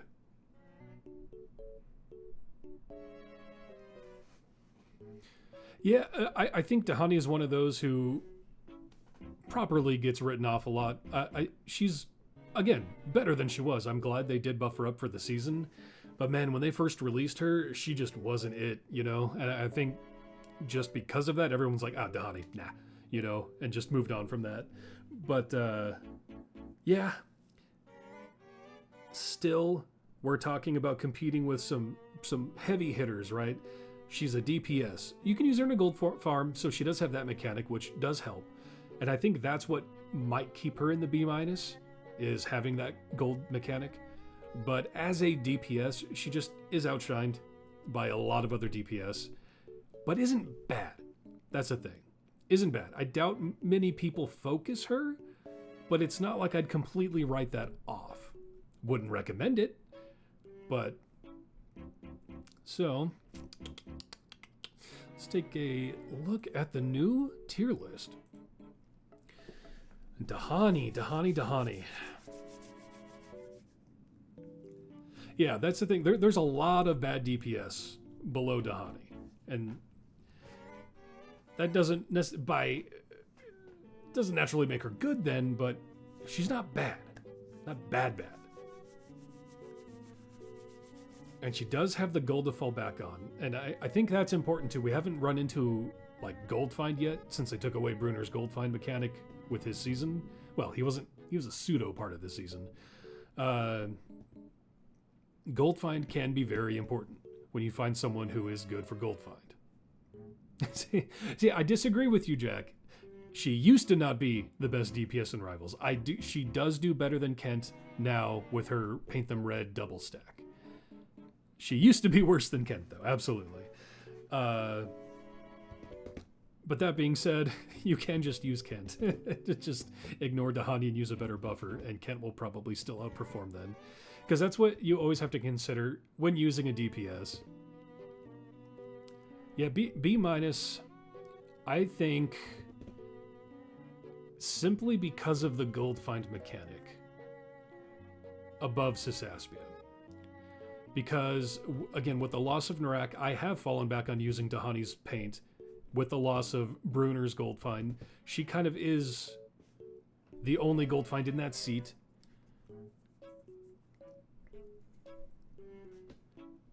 Yeah, that's what I'm thinking. I'm thinking one of those.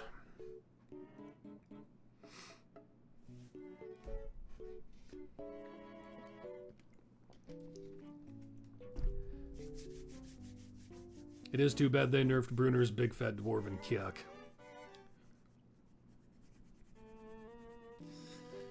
That is the one change I did not like about the Companions of the Hall.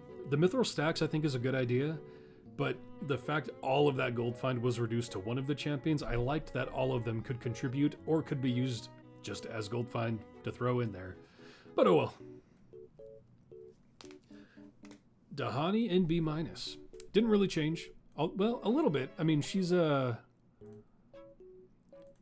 technically a little better because she's not the very bottom of B-. Yeah. That gold, if she didn't have the gold find, we'd be probably talking a different story, but... Okay, let's move on.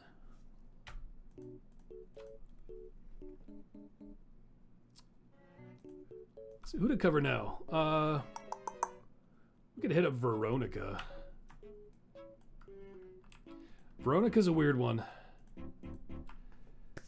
So much potential and so weird at the same time. To me. So, first of all, I do love that she always counts as dead. That is an excellent mechanic. We've kind of skipped... That was another weird power threshold era. It still holds up, but Desmond. Scaling with deadies, right? Which kind of isn't as talked about as it used to be, but he was reaching a multiplicative scaling that other people just weren't at the time. And it was important to be a deady for that. I just don't feel it's as important as it used to be unless you are specifically focusing that. I still think they all work really good with Warduke, as they all offer positionals. Anyway, we'll move on from that. Her main buff. Hello, back to you. Kratos? Is it just supposed to be Kratos? Is the 0 just a 0, or are we talking Kratoso?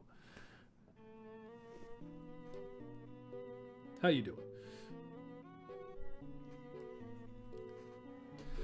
But Voronika will... It's just a 0. Okay. Kratos. Hello. Voronika will increase the damage of all champions in the column in front of her. This can be increased to 2 columns with a feat. Not too bad for positioning. That buff is pretty just average, though. Her search for the crown... It's worth doing, absolutely, if you're going to use her. But it's kind of weird having to complete the 3 goals every single run, whereas 2,000 enemies defeated with her inner circle champion. What is that? That is her specialization. That is not what I clicked. Where is she? I'm blind. There she is. So, with her first pick, 3 champions at random are selected, and you need to choose one to become her inner circle. You like her build a lot, but her numbers seem pretty meh. That's the thing, Lazy Cat, is if you could control her inner circle pick, completely changed, right? Because if you pick a DPS, they double down on her buff. So it becomes 2. Without that, she's pretty darn average. But she can become pretty damn powerful if you can double down on that. I really, really think at this point, with someone like people like her and Shaka, RNG, I get it, and even DM for that matter. I get the idea of wanting that chance, wanting that RNG. Man, I wish you could just pick it though. Like, you just get a full list of every champion, you say, this is my inner circle. I want Nahara my inner circle, right? Because you would pick Nahara with her, or Warduke, because that's your DPS. Now they can double down on her buff. I'll pick Jarlaxle for this actually, so I can show you the double downing on the buff. And then with her second spec pick, you either assist your inner circle or abandon them. So if it's a random choice of someone you're not going to use, you're going to pick Dispose of the Fool. So you will finish her quest, then unslot them. But ideally, you want someone who you can use with her to assist, to give them more buffs based on their roles. For example, we'll throw in Jarlaxle because that was the only DPS pick she had for me. You will see here, where is it? Assist the Puppet. DPS tag increases the damage of Jarlaxle. So, because of a DPS, she will grant Calculating Guidance and Assist the Puppet, 2 different buffs. And that can be scaled pretty decently. Again, nothing great. You'll get to like for me at least, will be like an E10, E11, maybe E12, depending, once you finish the quest and stack up some ults. Because you also scale her with Ultimate Power. She increases the effect of Calculating Guidance for each use of an ultimate, up to a pretty big cap. Getting to that cap within one run would be crazy. But I'll just use his ult once. Getting even one can help. But wow, that's nice. But so yeah, imagine I'm not going to sit here and do the full Search the Crown. That would take a little while. I could use some speed pots and we could do it. Maybe later. But finishing that, getting her ultimate unlocked, unlocking her form, doing multiple ultimates to scale up her Calculating Guidance, you can get it up to a okay buff. Pretty average to okay. Only takes off when you can select your DPS with her random ultimate pick, or specialization pick. Which is not going to happen a lot because it's so random. If you could pick though, she would be so much better. If you could just choose.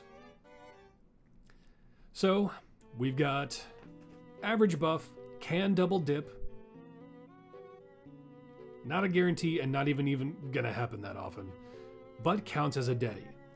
I think counting as a Dedi, even though it's not as important as it used to be, is still a good check mark to have. One day having Desmond able to scale off a whole bunch of people that count as dead, if they continue to release more that do so, I think that'll be cool. But I think she's definitely going to take a dip down because I had her pretty high. I thought I did. Am I blind? There she is, B+. I thought I had her slightly higher B. I guess a lot of the seasons put people above her is what happened there.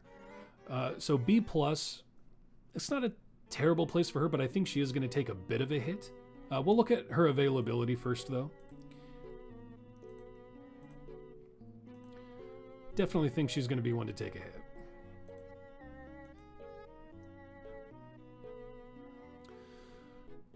Okay, see, I actually didn't remember her availability being this good for some reason, but her availability is pretty on point.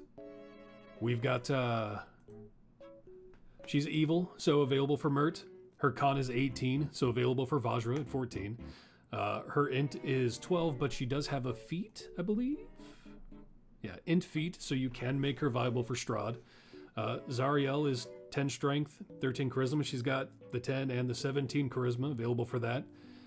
Still available for Elminster up to... She'll be for a while now because she was released 629 days ago. And again, that's 1,095 to become no longer available for Elminster. And naturally, I believe, yeah, naturally available for every day 1 trial. So good availability. But I mean, again, that buff gets to just above average and only doubles if she can pick your DPS. That's so rare.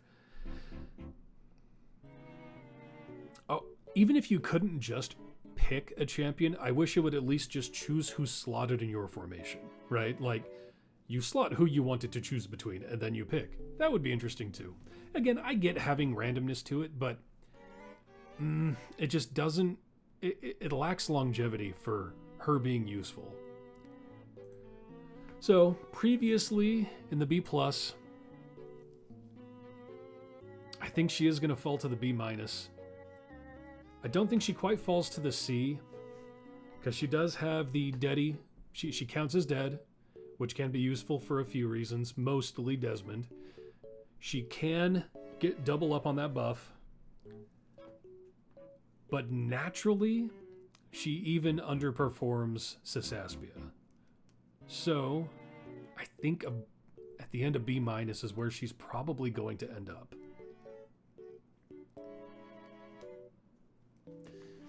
Because, yes, Bruenor can outperform her buffing only in that specific scenario of being with the rest of his affiliation with Mithril Allstacks. Naturally, he's going to buff slightly less than her, and he offers nothing else, whereas she has great availability and counts as dead. I'm thinking B- under Sisaspia, unless anyone wants to make a case. Yeah, I'm thinking under Sisaspia. Because again, Sisaspia can stack up pretty good, and she's pretty fun, easy to slot.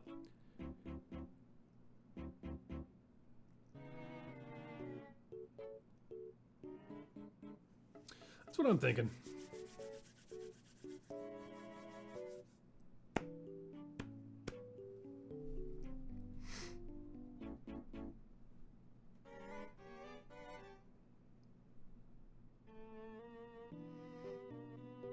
Yeah, I like Veronika's kit too. I actually really liked the core idea of the, what is it, Black Dice Society? The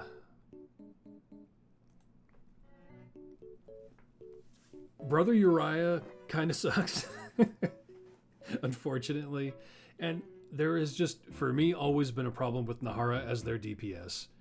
So they just don't quite pick up fully, but they have some good ones in there. Desmond scaling with Deadies, Tatiana and a lot of her unique synergies, and Valentine is just amazing, and Fen is fun, but they didn't quite pick up fully for me. More like Brother Urethra. Yeah, I think B- is going to where we have her for now, underneath Sisaspia. And let's move on. Who are we moving on to? Not a lot left. We have Gale, Thellora, and Nixie. I guess we could go in order they released. Oh, so that'll lead us to Nixie. Nixie's a weird one. The whole affiliation is weird. Like, they were fun, and it's cool they got added to the game. Very unique personalities, that whole affiliation. Nixie's a weird one, though. Her int, man. Her int being 3 is so funny to me because I swear, I could be misremembering, but by Dungeons & Dragons, like, core rule set, an intelligence of 4 is language. So, like, she's literally too stupid to understand language by the strictest definition of the rules. It's just so funny to me. No one else in the game has an ability score that low.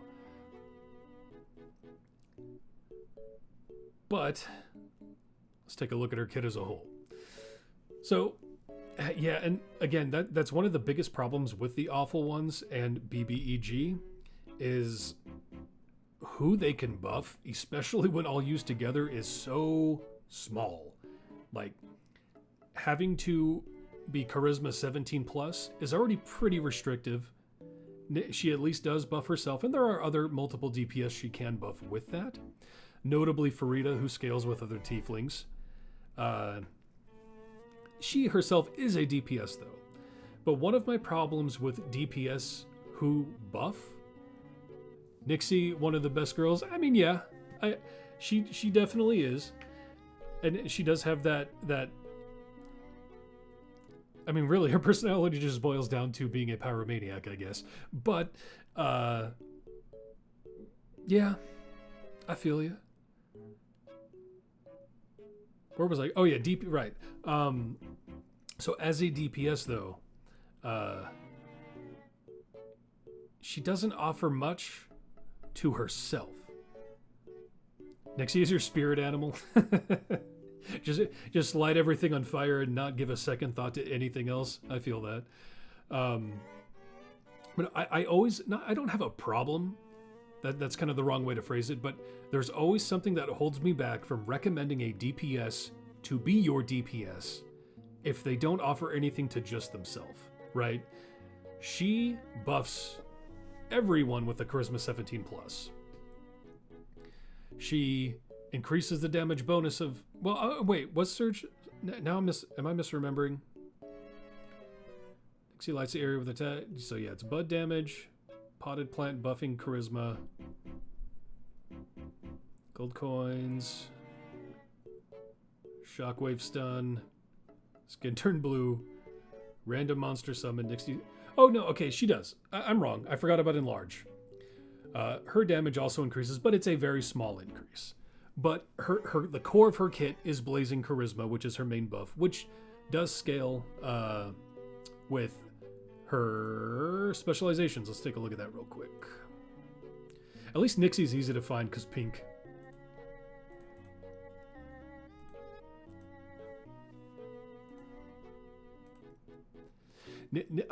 So I don't really ever talk about this on my YouTube channel, but I have run multiple Dungeons & Dragons campaigns with my friends and family. And there is one character, I did not even know who Nixie was, and this character was a part of just an NPC in my campaign years ago. Her name was Halsey, and she was a pink tiefling, and I can never not think of her when I see Nixie. It's just weird for my brain. Anyway, side tangent. She will scale her charisma damage buff based on either tieflings in the formation, champions with a total ability score of 78 or less, or charisma. Or charisma, chaotic, rather, sorry. I was looking at charisma, and that's just what I said out loud. So, you just pick whichever one is the most for your formation to buff her up, and that buff actually gets decent. And that's one reason I bring up Farida as well, is Nixie can scale that buff based on tieflings, and Farida wants tieflings. So if you go that route, yeah, we'll just whip them all out. Whip them out. She's already leveled. What am I doing? Me hen. Gotta remember every tiefling now. We'll use Makos instead of Shaka. I don't feel like looking at Shaka's RNG. Then we've got Strix. Then we've got Talon. Nixie, and for those who don't know, Mehen counts as tiefling with a feat. Oh, was there a glitch feat that offered a tiefling? Miria. Thank you.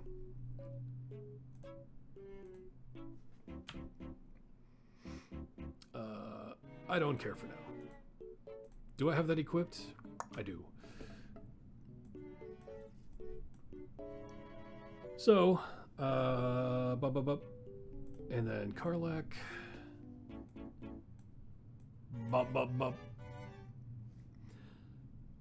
I think that's it, right? I mean, technically Prudence, but you're not going to use Prudence and Farida together. They are both only DPS. I think that's it. For the sake of this and fun, we'll throw Prudence in there.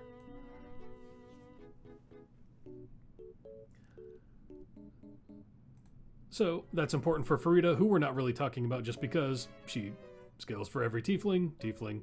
But now that I chose that spec, we have Charisma, Blazing Charisma, up to 8E15. Not bad, but not the craziest and severely restrictive. Charisma 17 plus. Let's see. How many DPS is that? Let's just take a look at that too.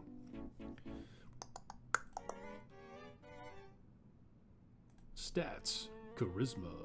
18, or 17 rather, who also has, for the record, I'm just looking this up on ByteGlow.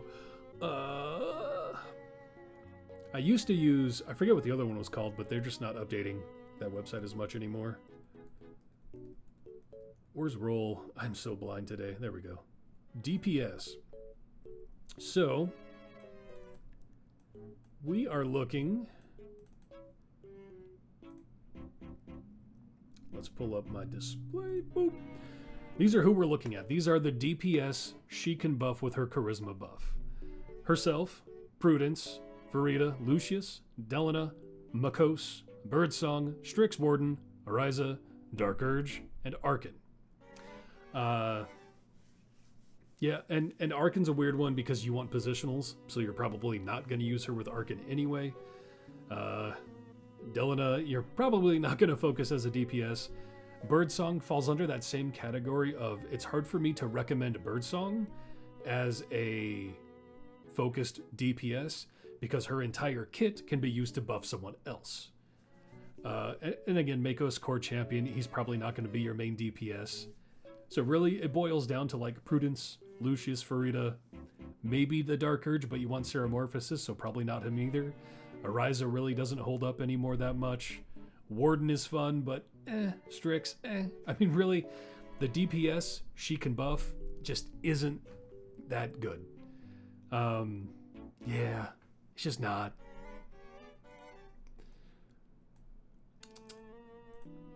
And then we have to consider her availability as well.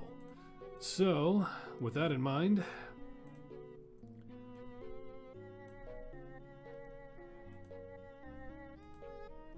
let's take a look at her availability.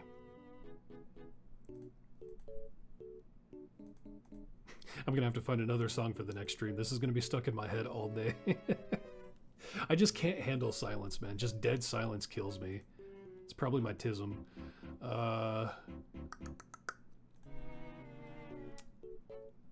We are looking at her availability.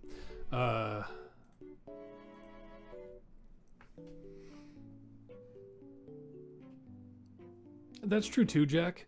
Yeah, her legendary. Might as well pull that up.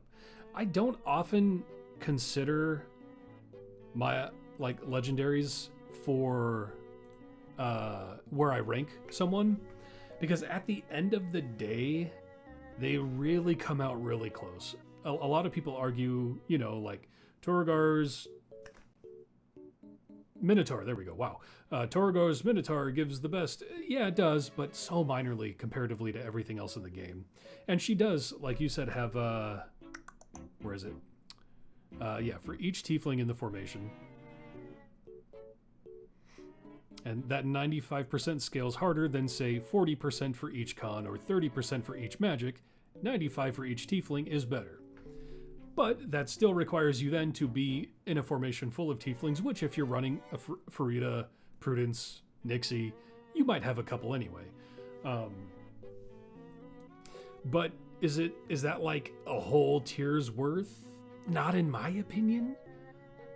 I mean, I could see an argument being made, but I don't know. Because they they stack additively, right? It's not even multiplicative. Like, every legendary piece is multiplicative, but that increase of all damage, that's just additive for tieflings. So it's not like, it doesn't scale crazy hard. I feel like I might be misremembering. Am I misremembering that? It's additive, right? I'm thinking about too much in my brain, and my brain can only hold so much. But yeah, I mean, it is worth noting, but I don't think that affects her rank, personally. But availability, that's where I was. Lost train of thought. Being neutral, not available for Mert. She does have 17 con, so she's available for Vajra. Her int being 3, she's not available for Strahd. 3, literal 3. You cannot speak at 3 int, or understand language rather. For Zariel, she is available with the strength feat, puts her at 10 strength for Zariel. And she is available for Elminster for quite a while. She's only been out for about a year, so she has 2 more years on that. As far as day 1 availability for Trials of Tiamat, with her feat it's 10 strength, right? What? I was thinking 9. Was I thinking 9? It is 9. Wait, what? Oh, right, her strength feat is 2. She's normally 8. That's why. Wow. Anyway, moving on from that. I just like the mechanics that reward low stats. Keep stacking those buffs. We need to consider them. Yeah. Well, so you mean like the TOT score? Like the 78 or less? I wasn't about it, but then pretty much all of the absolute adversaries fall under that, so we have a lot more options for that. And yeah, who am I thinking of? At any rate, yeah, no, I see what you're saying. As long as we keep getting more, I think that's not going to be terrible. But yeah, as far as day 1 availability, she clearly with her int is not, and with that low 8 wisdom will not be available as well. So with her feat, available for strength, but never for int or wisdom. So her availability is not that great. Her buffing is okay. And one thing I haven't mentioned with her though, it's kind of hard to do, but her where is it? Here, Eldritch Entourage. A random monster is summoned, and all of these proc off of her base attack. I don't think I did cover that. Any of these events can happen off her base attack, whether she lights it on fire for bud damage, turns into a potted plant, buffing Blazing Charisma, or gold coins will explode, sends out shockwaves to stun. Random monster is summoned is the important one here, or increases her size for the self DPS buff, or just turning her skin blue. But the random monster summon is mostly used for an Azaka farm, which really took a hit recently when they nerfed Havilar's speed debuff. Still doable, but it is, after nerfing Jim and his chicken and Havilar and her slow, that has made setting up an Azaka farm a lot more difficult. And especially with Nixie, where she can proc either Bud or spawning another monster, because if you're going to have to get up to that point with your damage, her Bud's just going to kill it if she procs that. But you want them to summon more monsters because you want to debuff them with Kroll to then spread his debuff to the other it becomes this whole thing. It is a useful mechanic to be able to summon more monsters in some scenarios, but harder to make full use out of these days. Still something to consider. But again, we're dealing with someone who has iffy availability, not the worst, but iffy, doesn't have a lot of options for who she buffs. But, and I will say on the horizon, the next event, tomorrow, right? Right. Yeah, I'm going to have to do my video on Diana tomorrow as well. With that event comes Evandra and Nixie, I believe, are both a part of the next event starting tomorrow. The main usefulness for them, especially together, and I'll go over this in my video tomorrow, which will release Thursday, which I'll also stream Thursday. Evandra can be used in any Witchlight variant, and with a spec choice can pull in the Awful Ones. And then anytime an Awful Ones person is available, BBEG and Seat 3 is also available. So all 4 of them can work well in Witchlight pushing. That being said, all of them together with all of their restrictive buffs, because they're all restrictive. Evandra only buffs neutral, and BBEG only buffs those with 12 int or lower. And then Nixie only buffs Charisma 17+. Combining all 3 of those is difficult unless Nixie is your DPS. So if you're using Nixie to push Witchlight, that's not bad. She does have usefulness for that. But to invest entirely in a DPS just for that, I don't recommend. But it is something to consider. Because I believe it was it only Lucius, right? That was neutral, charisma 17 plus, int 12 or lower, and a DPS. I think the only other person other than Nixie is Lucius. So not a lot of options there. So considering that, where did we put her before? Let's take a look. I had her pretty low, actually. Yeah, I had her in the C-, which honestly, I feel like she might just kind of stay there because, again, her buff isn't terrible. It's not the best. It's not great, even. It's good. But man, it's so restrictive. Worse than Bruenor, buffing is similar in a narrow specific situation, but worse versatility and availability. Yeah, I mean, the only... I guess Bruenor is available for Rhyme with Wolfgar in the same way Nixie is with Evandra and Witchlight. So that kind of evens out. Her buff is by standard better than Bruenor, but Bruenor can scale it if you use his formation. Let's take a look at the tier list. Yeah, I mean, I was thinking of C- for her anyway, and Bruenor's in the C+.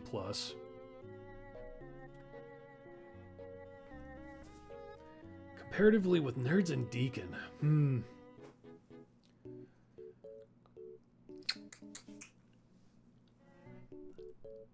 Man, yeah, in my mind, she's... I think I would keep her above Nerds. I don't know where I feel with her with Deekin.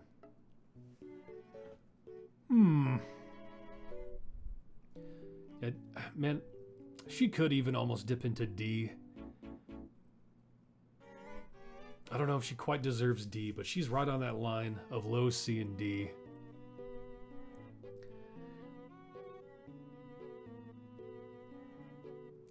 Three items with bonus tiefling, 3 per magic. Yeah, but that's the thing, right? Like, you could say that about just about any champion. Hey, they got good legendaries, so they give me some buffs. You can't really rank a champion based on legendaries.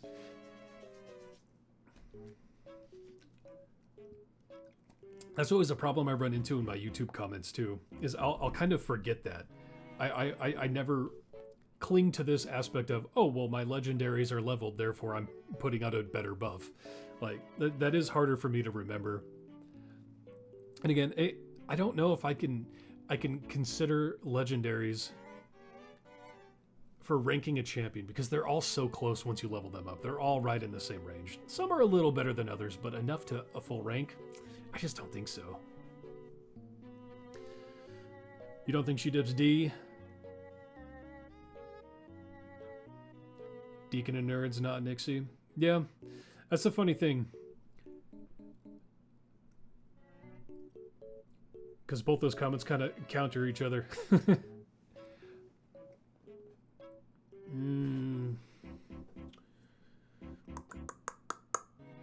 Yeah. Maybe she will not quite dip D, but actually be at the bottom of C-. Maybe that's where she belongs.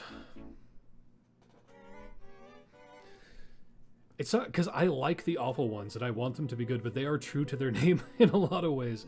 BBEG is really good overall for just permanent usefulness, but Evandra, Nix, and Entreus is amazing, actually. But Nixie and Evandra are so hard to use unless you're just using that formation, you know, their affiliation. Yeah, the only thing, if they didn't, like, nerf Azaka Farm, I mean, like, the Azaka Farm still exists, but it was nice to be able to proc more enemies to try to spike up Krill's spreading for gold farms. But little harder to do now.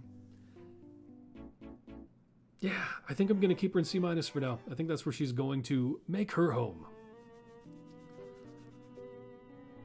We'll see. Again, Brimstone Angels fanboy, so my bias. Yeah, no, that is a niche she fills, is being a good support for Farida. Absolutely. If you rock Brimstone, you're going to use Nixie. That's just a fact. It's almost unfortunate that you can't make Farida neutral, because if you could combine, I don't remember what is her int.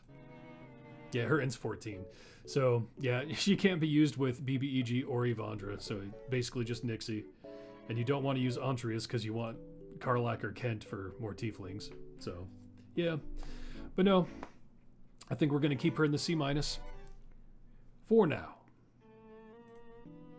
So that's going to lead us to Thellora. And Thellora's another kind of weird one to me. There are some with such a unique mechanic that it makes them harder to rank. Thellora's not quite there in my opinion, but she's almost there. More in that kind of hard to rank position is like Dungeon Master and Nordom. Thellora's speed mechanic is very strange though. Good, but unique. So let's move on and talk about Thellora. Plateaus of Unicorn Run. That's speed mechanic. Corazon can do anyone neutral. That's fair. You're not wrong. You're not wrong. I'll just say that. Oh, Corazon, he needs to be able to buff more. I love his ult, and it is fun to be able to make anyone neutral. But Kappa indeed. Let's go over Plateau. Her unique speed mechanic. Was it her feet? We'll get to that though. But she gains rush stacks for every certain amount of areas completed, 5 in my case. And they persist through the reset, but you have to finish, and then on the next run you use those rush stacks to completely bypass areas, right? But it can only be up to the exponent of your favor of that campaign. So like, for example, I'm just in Rings of Regeneration right now just to be somewhere. And my favor for Kelemvor is currently E99. So I could only push up to Area 99 regardless of how many rush stacks I've built up. But if I was doing Torms, I could go up to 118, etc., etc. This makes her a very unique speed champion, and I made a mistake in my video when I covered her, and that I said, and I swear, I always make these mistakes, minor mistakes, that I wish I could go back and change. But when I tested it, I swear it didn't count. But any areas you skip via Briv or anything else, she does still gain stacks for that. So she pairs right into a gem farm, being able to skip lots of areas, pushing deep to get as many rush stacks as you can, to then just rinse, repeat, skip a bunch. So it is a good speed mechanic, but her buffing is what's kind of lacking. So her main buffing comes from Strength of the Luma, where she increases the damage in the column behind her. A bit restrictive, being a tank, you're going to be ahead of people, but your DPS isn't always wanting to be directly behind the tank. But even then, she scales that buff with her specialization pick. Oops. So let's take a look at her specializations. There's Thellora. So,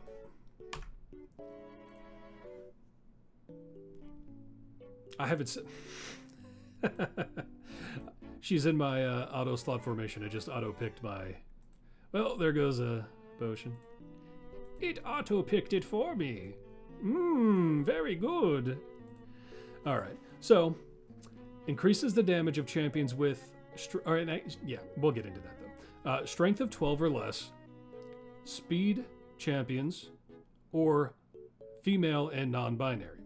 So she will also buff them. I think I did say she scales Luma with it. It's not a scaling, it is its own buff. So that is pretty restrictive though. I don't think that counts. any of the, like, Artemis doesn't count for that, Warduke doesn't count for that, Kron doesn't count for that. I think Dirge can? What's Dirge's strength? I forget. Oh, yeah, 8. I thought it was low. So, I mean, you could make Dirge these days count for that. But again, she's sharing a seat with someone in his affiliation, so you're probably not going to do that. But there's some good female DPS. There's some good DPS with strength 12 or less. Not too many speed DPS. But yeah, if it just scaled off this, I think I said this in my video too, you have to meet and then have more of. Because it is pre-stack scaling based on how many there are that fit this description. But the DPS needs to fit it too, because it's the damage of them and scaling of them. So if it was just increased the damage based on how many were in the formation, that'd be fine. But having to have your DPS meet this restriction and then also have that in your formation as much as you can kind of makes it more difficult. Every time you try to slot the Thellora, her buff is an issue and you've given up on her. Yeah, I kind of only ever use her for speed. I will say this, though. Very useful for pushing Elminster if you're onto Elminster runs right now, because you're kind of restricted in speed. Again, you do have BBEG, you have the Absolute Adversaries, you have, to a degree, the Rivals with Virgil, but you have Thellora. And if you're anywhere near me in the E roughly 100s with your favors, you know, up or down, give or take a couple 10s or 20s, being able to skip that first 100 levels in Elminster helps get through those, because for those who don't know, every Elminster, no matter how hard the variant is, minimum of 825. You have to get to area 825. And so that makes it slow going getting through all of the Elminster patron variants to scale up Gale, but Thellora helps with that a lot, being able to skip a lot of areas. But yeah, so the strength of the Luma buff is pretty simple, you know, just call him back. But then you have that, which is where a lot of her buffing comes. Man, I'm so blind. I guess I would just have to slot more, but that one is important because that is pre-stack multiplicative scaling. It is on the lower end, and it's not buffing up something else, so it's not like the best pre-stack, but having a pre-stack is important, but it's very restrictive. So it's kind of iffy. And yeah, she has a way to scale up Luma, and Luma gets decent. We're talking like... yeah. It's hard to say, because what is going to be your average? It's every time she hits and doesn't kill something, she will increase strength of the Luma. How many hits are you really going to get without like a full pushback slow team, right? So you're not going to get it to the full 100 on an average area, but you're going to be able to buff it up enough to make it more competitive than a flat average buff, but nothing crazy. So then you have to fall back on the pre-stack scaling, which, it's just so restrictive.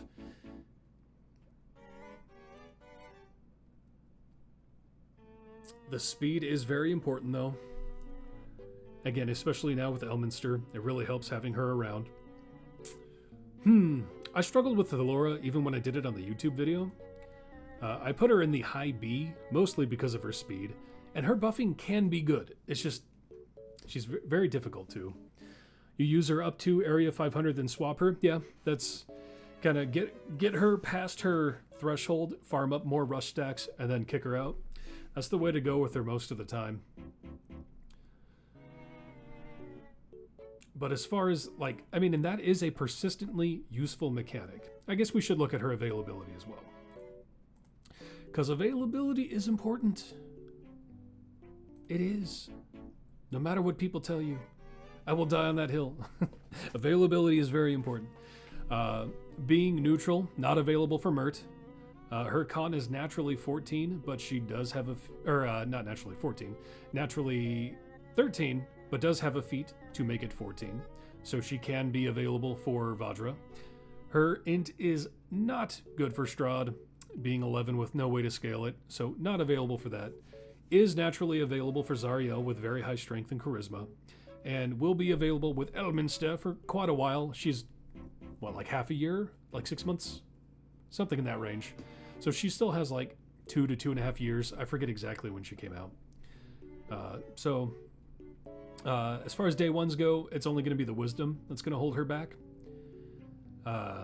So her availability is not terrible, not the greatest patron-wise. And again, speed champions not getting the patron availability because kind of sucks, because that's kind of like their whole purpose is to push, get those variants out of the way.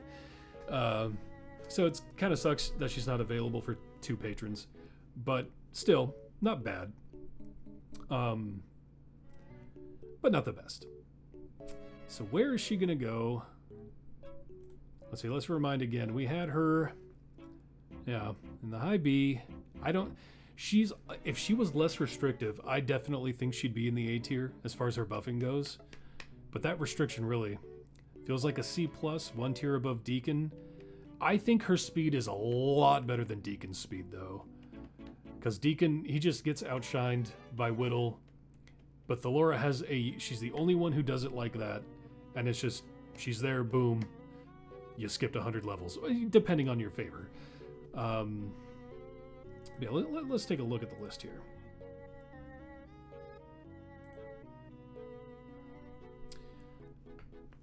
I think she's higher than C+, just because of how useful that speed is.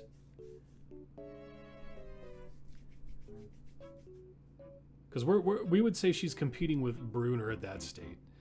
And I do feel like she's better than Bruenor in a lot of ways. Her restrictiveness does suck. That speed is just so clutch, and then she has an instant spot in your gem farm. Really helps push variants when she's available to.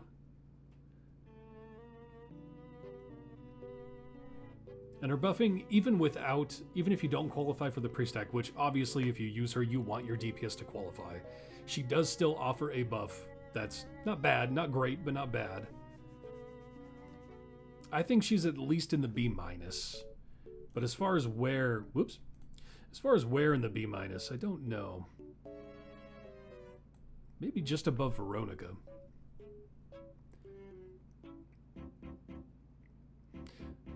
B- to B+, you just love speed, yeah. But you don't like it, yeah. It's just, yeah, the speed. There are some people who don't care about speed. I'm not one of them. I'm not like diehard. Like, there was a time for a while where the scripting was kind of screwy with Steam, like a month ago, and there were workarounds, and I just went, I'll do my scriptless.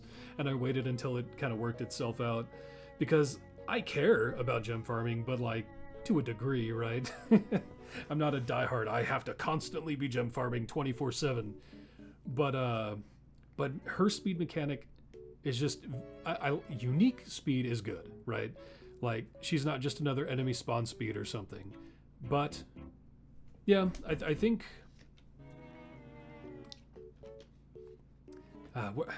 versus Sisaspia. Maybe she does get put above Sisaspia and Tahani. Maybe she is high B-, more in the like level B field.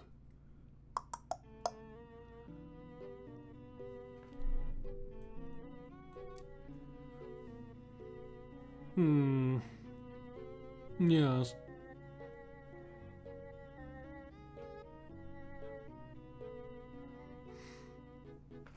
I think tentatively that's where she's gonna go.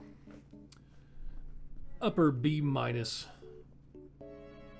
in the flat B, which really isn't much of a shift from where she was, but she's somewhat more recent, so yeah, I think that's good.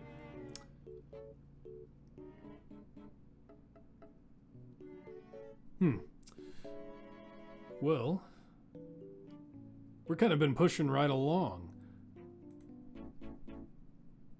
Oops. So we're gonna move on to our last champion of Seat 1. We've gone through Bruenor, Turiel, Orkira, Voronika, Deekin, Sisaspia, Nerds, Nixie, Cathris, Ezmerelda, Tahani, and Thellora. Moving on to Gale, who is just good. I love Gale. Very good, very good. Very recent, too. So, ranking him by today's standards kind of happened, but I haven't finished my Elminster variants yet. I'm getting close-ish. I've got about half of Tomb of Annihilation and then Sword Coast to go. I've done everything else. So I've been able to scale his Archmage's Insight a bit. And that it's putting him just by himself, where I've scaled it, into the E23. Now I have leveled him up to about an average of just over 1,000. So he's buffed up a little bit. But yeah, getting Archmage's Insight, I still have variants to do. He's going to get up to like an E... What's he going to... I mean, probably like an E27-ish is probably where he's going to end up once I've finished the variants. And then he still even has his debuff, Netherese Orb. Which, yeah, baseline isn't the greatest, but based on his specialization picks, you can scale that up pretty decent as well. So let's take a look at his specs.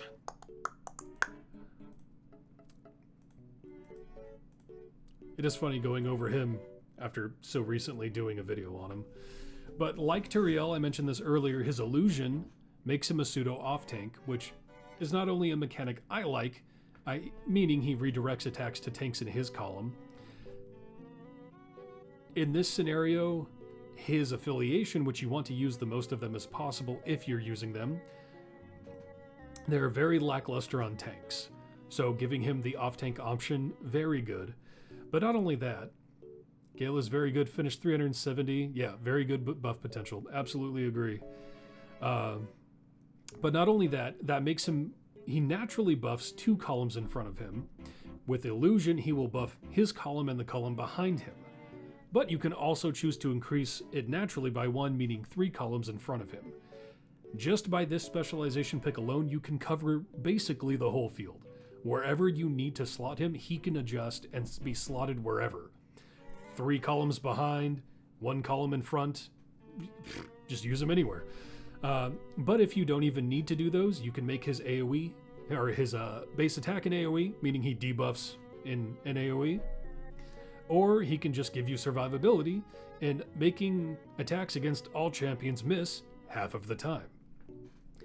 Really good first set. Like, I do like what they've done with Gale as a whole.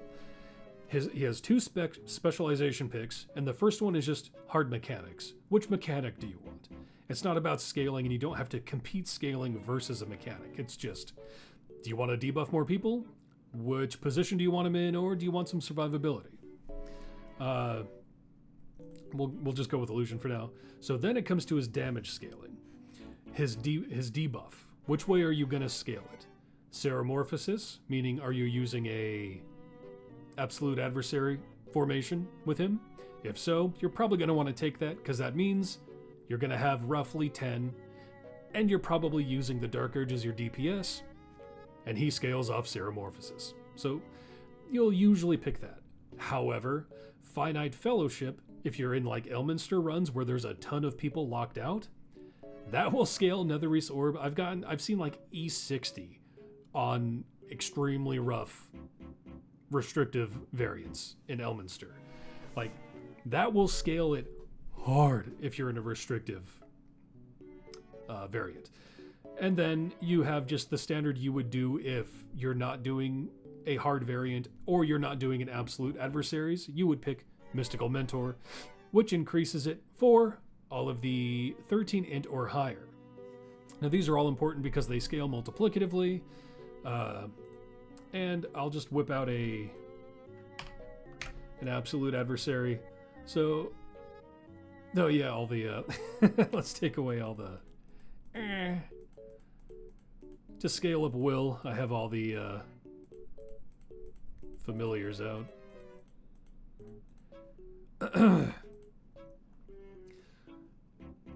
So with that, we don't, this is a, oh,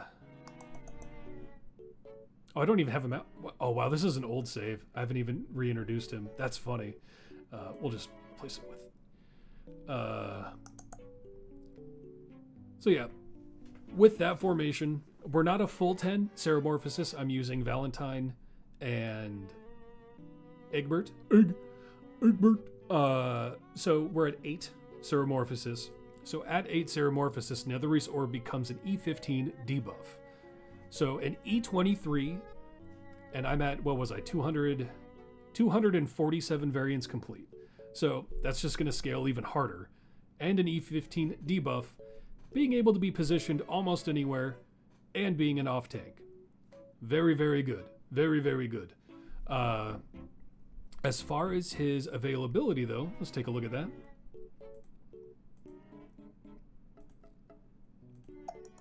Pulling it up. So, for one, naturally he's not available for Mert, but he does have potentially the neutral good feat, which will make him available for Mert. He naturally has 14 Constitution, or is he naturally 15? Why do I think he was 14? Am I tripping? I thought he was 14. Huh. Anyway, 15 con, so he's available for Vajra. Does have enough int for Strahd, but he will not be available for Zariel because of his low strength, and he does not have a feat for that. And he will be available for Elminster, not only because he's new, but because he will always be available for Elminster with his formation ability. And right now, that's not seeming that important, but 3 years down the line, that might be quite important because he's just going to continue to scale that finite specialization the more people are restricted out. Granted, looking 3 years in the futures, that's a long ways out. So, yeah, but decent availability. As far as day ones go, he will be available for everything except that strength because of 8 strength. So, good. Not the best, but good availability. Great buffing, good debuffing, good positioning. A part of a currently popular affiliation, which him existing can potentially increase your speed if you are a part of using the absolute adversaries because of Lae'zel. All around, he's pretty good. Like, he doesn't offer any unique speed, mechanic, or gold find, or map control, you know, but as far as just being a good, solid champion, that's Gale. Previously, we had him in a recent rank. Where did he get thrown? Yeah, I think he deserves to be maybe even a little higher, actually. Actually, he does. I thought I put him in a slightly higher A+. Granted, I hadn't completed any really Elminster variants yet, but... Huh. Interesting. I thought I put him a little higher. I don't know why. That's really interesting. Yeah, because I was saying the A+ is kind of reserved for either pre-stackers or heavy scalers. And I do think he is a heavy scaler, though. Being able to get his Archmage's Insight up there. And scaling with Ceramorphosis with his debuff. I don't think he's quite S, but I'm thinking he belongs in A+. He deserves to stay there and be a little higher. S, I mean, he's not directly offering, like, S to me is like either the best of or offers a mechanic that can't be overlooked, like Briv. Briv just can't be overlooked because of his skipping. Artemis is the best scaling DPS in the game. He can't be overlooked. I'm definitely, most of those in S are going to be bumped down a little bit. That used to be. I mean, Orkira got bumped down. Kroll's going to get bumped down. Avron's going to get bumped down. Nova's questionable. Baloth is going to get bumped down. Ayla's going to get bumped down. I mean, that's just the nature of how we're doing it these days. I don't know if I think Gale quite fits the S category. But let's take a look at the tier list. So I think he definitely belongs in A+, no matter what. just don't quite think he's S.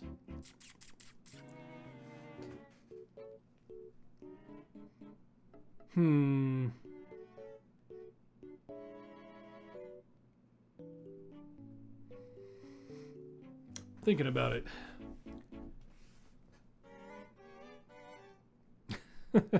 You're a Gale simp. Oh no. Most people are Astarian simps.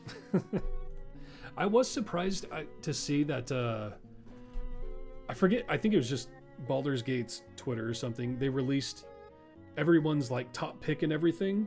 And I don't hate Gale, but I was very surprised to see that Gale was the most picked of the origins for the player character. I don't know why, but that surprised me. I did not expect it to be Gale.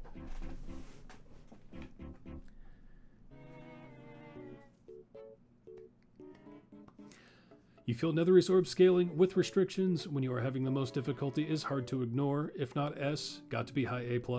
Yeah, that's kind of where I'm at.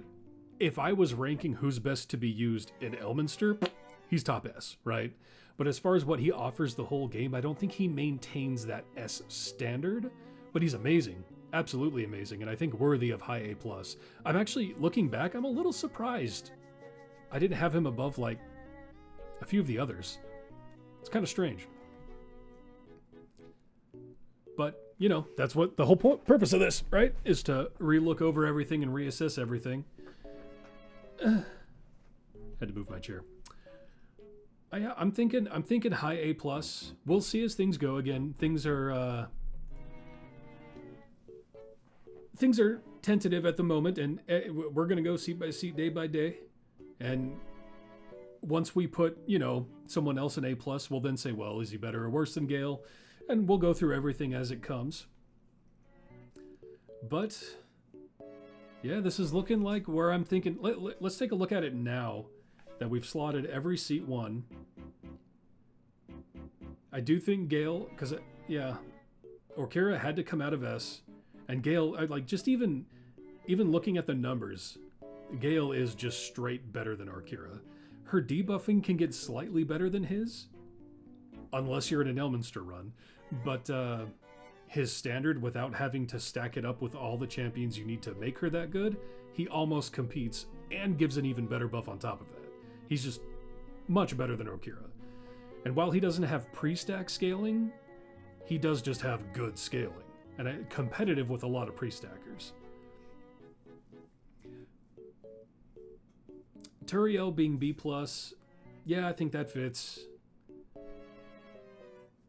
No. I think I'm liking how this is looking so far. I'm still a little surprised. The E has risen. And even Cthulhu is lower than Ezmerelda. Nerds is higher than Nixie. That does just kind of feel weird to me. But, yeah, no, just thinking about it these days, there's just almost never a reason to use Cthulhu unless you have no one else to use. Like, obviously he's better than a few, like, we'll be going over Calliope soon. He's probably slightly better than Calliope, even though she's core, so you might have her scaled higher. He's going to be better than Xander. You know, a few... He's going to... better than, like, Brig, I guess. We could look... better than Celeste. You know, some of those who just have a flat low buff, and that's all they do. He'll still be a little better than them. But that's about it.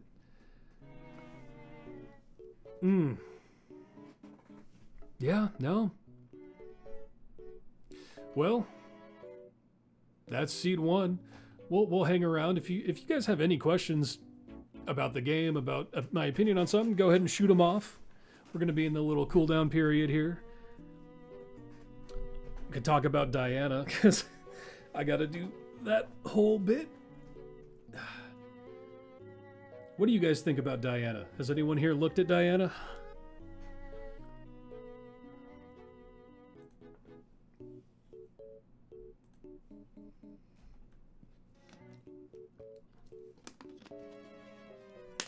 You haven't peeked yet? It's not like a spoiler or anything, so I'm not talking about spoilers because they did full release her breakdown. But I don't really I don't really look at the Discord or anything. I'm very detached. I'm my own entity. I don't talk to anybody from anywhere really, and so I generally just look at it and take it as it comes. Haven't played after reset, so many other games updated today. What are you playing? Radiant Hexblade. Radiant Hexblade. I'm just now reading your name and thinking about it. That is almost an oxymoron to a degree. But yeah, Diana has a speed mechanic that I'm intrigued to see how it plays out. She is okay, but need to try first. Yeah, the speed mechanic has been curious, and people might have talked about this on the Discord or something. I don't know. I don't like that was why I was saying that, is I don't really look. I test for myself. But she increases the speed of area transitions. And I want to know, does that also include quick transitions, or is that just going to be normal transitions? Are you going to buff the speed of all transitions, or just normal transitions to make them appear as if they're quick transitions? Because that could be interesting too, to make all transitions go faster, or to just make any area be a quick transition. It'll be interesting to see how that plays out. And yeah, that's another good point. Speed in slot 9 is good, because the only pseudo speed we have is can't think of his name. We were just talking about him. Shaka. If you pair him with others, the rivals and Virgil. But she's not really... I don't consider him a speed champion in that regard, but he can be used in a specific speed formation. But as far as, yeah, speed in 9 is a good slot to have a dedicated speed champion. Destiny 2, man, I have not played Destiny 2. Ooh! It was still on the Battle.net app when I was playing Destiny 2. So it's been a minute. They released, it was when they released one of the first like big DLCs, and it ended up just being like this tiny little area. And I was like, all right, whatever. And I kind of just never touched it again. I liked playing through the campaign. One positive I will always give Destiny 2, I don't know how it is nowadays, but their art direction, they knew how to color scale stuff.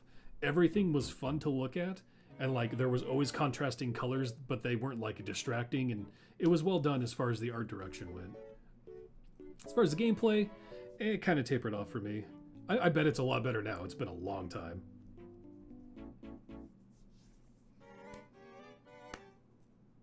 I've been playing Ascension WoW. I don't know if anyone here knows what that is, but that's what's been taking my off time, is Ascension WoW. Oh, you're fine, Lazy. Thanks for coming. Hope you come back on Thursday to check out Seat 2. Word, Slater. You've been playing for 10 years now. Yeah, I would hope you like it if you've been playing it for 10 years. Or it just has you in a stronghold, or a stranglehold, you know? You weren't excited for Deanna, but now you are that you read. Yeah, her buffing's not terrible either. I'll go over this on my video and on Thursday, because I'm going to be releasing my video at the same time I start the Seat 2 tier list on Thursday. Whatever. Her buffing being tied to her specs, but her specializations are pretty open with who they include. There's only a small group of DPS that she can't buff, and most of them aren't really used as DPS anyway. Gromma looks like she might punt out some really good numbers with her rework. She's going to lose a few minor mechanics, but I don't think they're bad ones to lose. But yeah, her speed, man. I'm really curious how that transition's going to go. I want to know if it's all transitions, or if we're just doing normal transitions up to quick transition speed. But I'm sure someone has the answer already somewhere, but I don't know yet.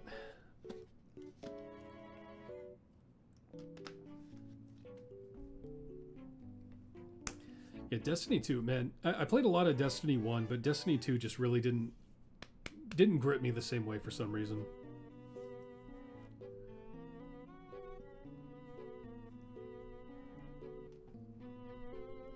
Ascension WoW's been fun, though, in its own weird way. It's a weird thing they did with that one.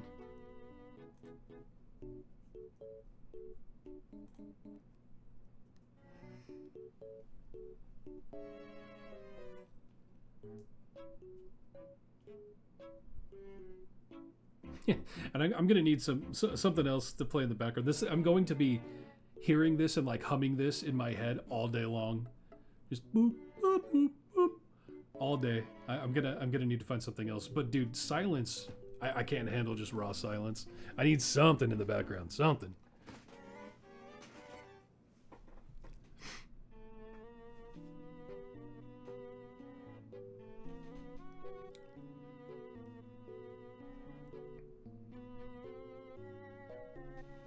We went through that a little quicker than I expected, too. I thought we were gonna linger just a little bit on some of those. 635E?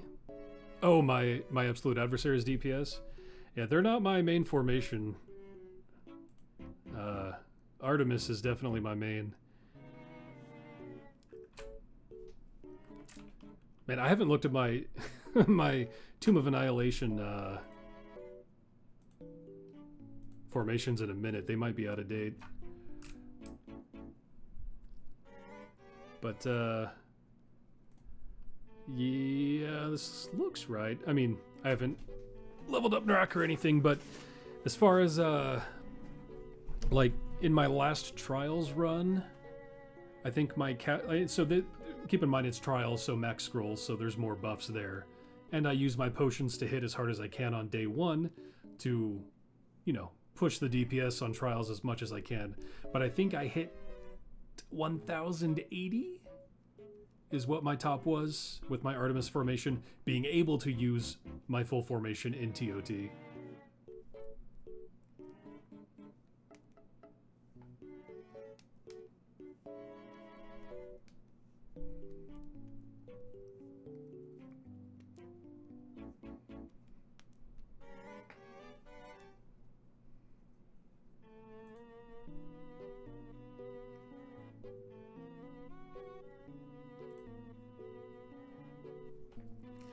So behind on the curve? Well, see, here's the thing though. How long have you been playing out of curiosity, Gulstog?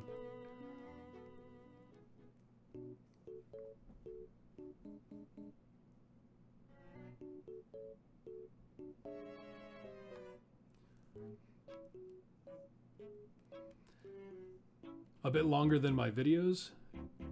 So we're talking like the original overview? That far back? Because yeah, I was playing a lot longer than before that too, so I think I started when who was right around, well, Valentine. I think I covered Valentine. Didn't I cover Valentine in the All Champion after the seats? Right? Or was that Voronika? I think it was Voronika and Valentine. So yeah, that was already a while after I'd started, technically. If I'm right. Oh, I see what you're saying. Valentine release? Okay. Okay, yeah. Yeah, because I think I started... Man, it was... Who was it? It was either Catibree or Spurt had just released, is when I started. And back then, I wasn't like hardcore playing this game, but you know, I was keeping it in the background, always tinkering with it all the way back then. So, you know, you say you're behind the curve, I think you're doing just fine.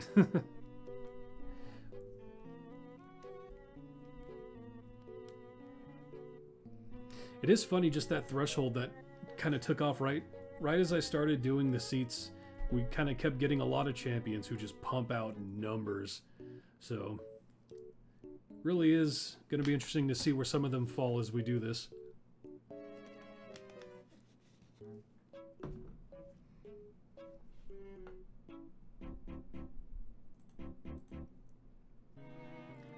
You know, you max out at 450s, so you've been playing since Valentine. That's not bad at all.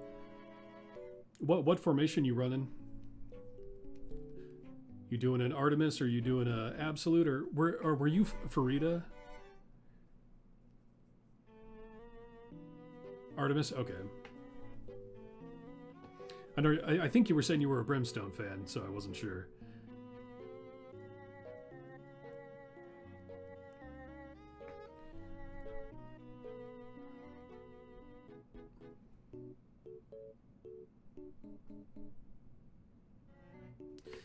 Who you running in your full Artemis team?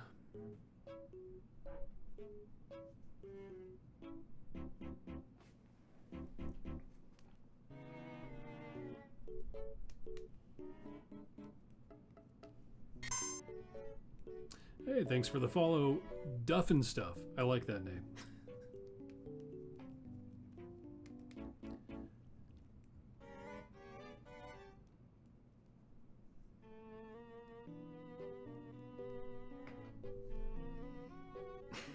I still just have on my Twitch activity the anonymous tip of come, come, come, come, come. That turned into rainbows, unicorns.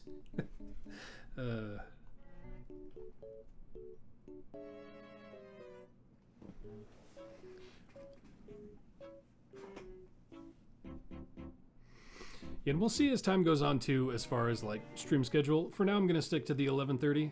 I don't know if that's the best time to do this. It's kind of when I released my videos on YouTube, so that's why I'm kind of sticking to it. And it'll be interesting to see day 2, or seat 2 and second stream on Thursday, starting at 11:30 Pacific.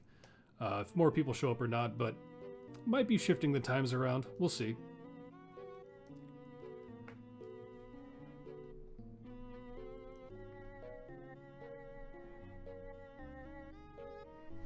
Jim is good for Artemis? Very good. Jim is very good for Artemis.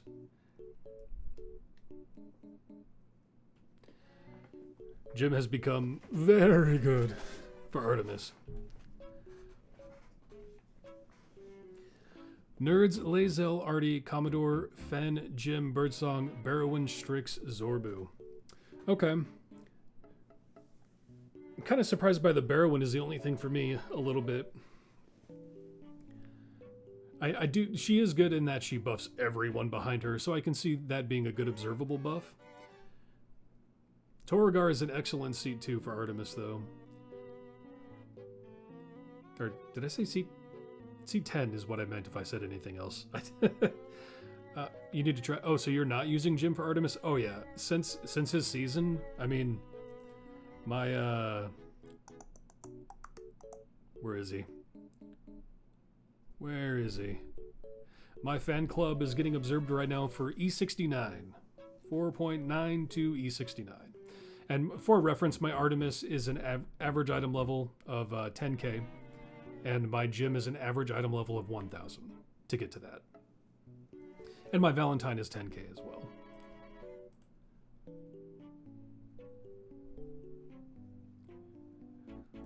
Yeah, and one thing, I don't know, I haven't messed with this formation in a minute on Tombs, but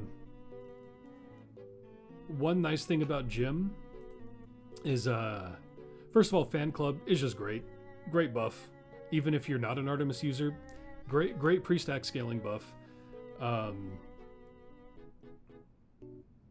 Yeah, so columns in front of and behind stacking multiplicatively. And then Mystery Tour buffs that up. So yeah, it's not even buffed up. I kind of wish... Let's see, I could... That'd be kind of hard to do. We could. How far did I push this before I started today? I don't remember. I just started pushing. 1742. Okay, that's fine. Let's get out. Fen. So one way you scale up his fan club, if you don't know, is through his Magical Mystery Tour, where each time an enemy, ally, or equipment is polymorphed or transformed in some way, it stacks it up. One great way to do that is with Fen. Her ult transforms her, counts as a stack, and it's a very short cooldown. Another decent way is with Strix, as her ultimate will also count as a transformation, so you can use both of them to stack that up a little bit. And as that goes, poof. Nixie's another one, as she will transform herself, and also potentially enemies. So if you wanted to farm that up, you can. You can swap Torgor in and see what happens. Looks like I should consider Blushi as Lae'zel buffing is meh. Yeah, Lae'zel is good, and she is a positional DPS, which is great for Artemis.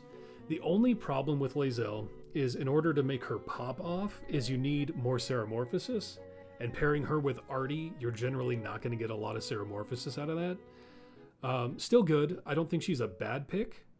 Blushi, the only like Blushi kind of takes the spot of what you're using Barrowin for, in that Blushi is a tank who offers an amazing positional, but it does get better the harder you push it, right? I like right now, it's not going to be amazing right now. Yeah, E12, but did I use her when I pushed? Oh crap, I don't remember. I'll check in a second. I'll have her die next, and we'll see. Yeah, so just having them going for a bit. Now we have Magical Mystery at 22. It's buffing it a little bit. But so now if I do my Artemis team with that buffed a little bit, it's going to be even higher. If I can find it. Yeah, so fan club's up to basically E73 just from that little bit. And again, like I've tapered Artemis at 10k, Valentine at 10k, and the rest of them at roughly 1k. And that's where I'm going to kind of keep them, because now I'm working on a absolute adversary formation. So yeah, this is probably where my my Artemis team is going to taper off. Again, my maximum was like 1080 in a TOT buffed run with potions and scrolls. But it is also very important to note legendaries, of course. You know, I'm not full level 20, but I'm getting close to full level 20 on my Artemis team. The only thing holding me back is doing more blessing runs, and I've just been focusing on Elminster lately on my off time, so. But yeah, it puts in work. Oh right, I was gonna kill off Blushi and see if I used her in this run at all, because her buff gets observed quite well once she has been used and then dies. Let's see if I used her at all. A little bit. It buffed it up to E23, but so yeah, I did 207. That's yeah. So, and then that's just going to stack up even harder when you farm the souls and becomes a great observable buff. And just her being an evergreen is pretty important as well, because that means you're just always going to be getting loot for her, and you don't have to invest in Barrowin then with blacksmithing scrolls. Use Crux? Yeah, no, Crux is really good. I only use Karlach because I knew I was probably going to transition into an absolute adversaries, and she's basically exactly Crux. They are so equal. I do think Crux, I don't know if I'd say Crux is better. His knockback is great. I love having a knockback with him. He is like dead on par with Karlach though. I do like Karlach mechanically more, since she will offer Bud, has the potential to heal herself really well. But yeah, his knockback is great. And yeah, like you'll see, I have her Fury of Avernus up to E40. Let's see what Crux gets up to for me. They'll be really close though. So yeah, if you are diehard Artemis, Ontreus is technically probably the best, but Crux positioning is, like you just said, moving his columns around. Crux is good at positioning. He's an evergreen, so you don't have to invest blacksmithing contracts in him. And he does just scale up really good. He's a great pick. I really do think Ontreus, Crux, and Karlach are all kind of in the same field. I got tired of Ontreus and how you have to position him. Wasn't fun for me. I think Crux and Karlach are far more fun for Artemis.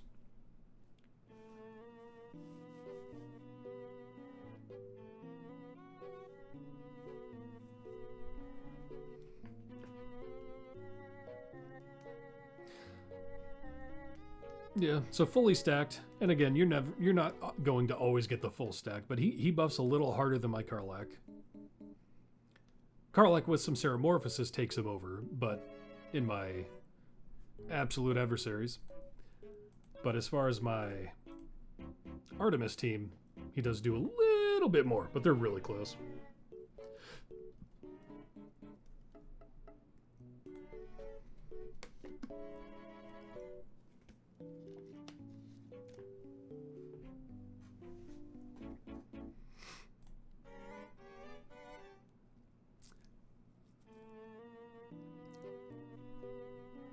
Oh, but what was I gonna say?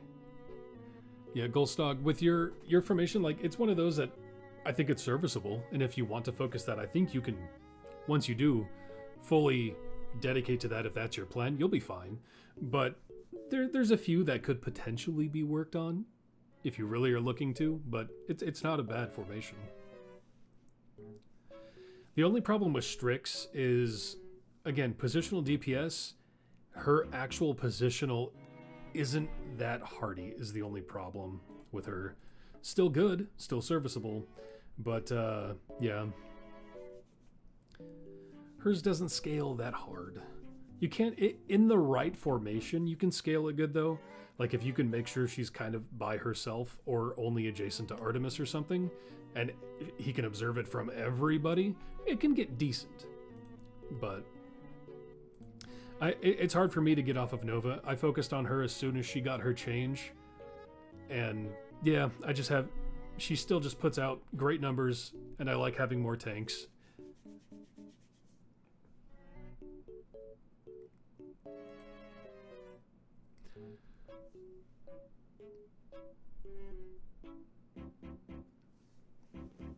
Yeah, that's always been my only criticism of Strix in that formation. She is overall a good champion and still good for Artemis, but he looks for the raw fatty positionals, and her actual positional just isn't the best.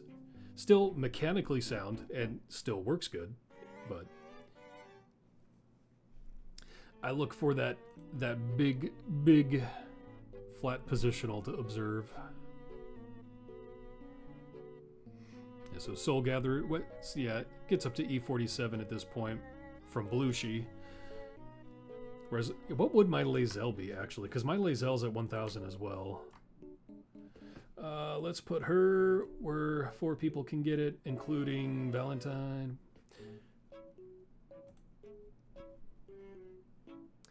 And Torgar isn't positional, but he is a DPS that also flat buffs evil.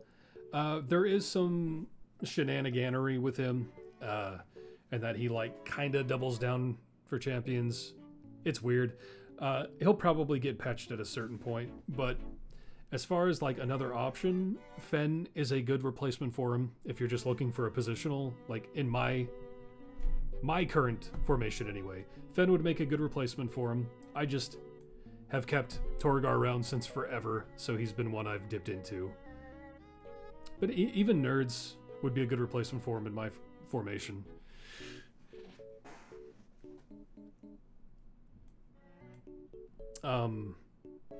Lae'zel, that's what I was looking at, right?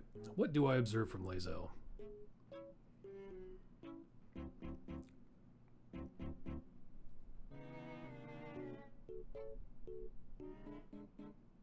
Did I miss it? No, there it is. E35. So yeah, and a difference of like E12.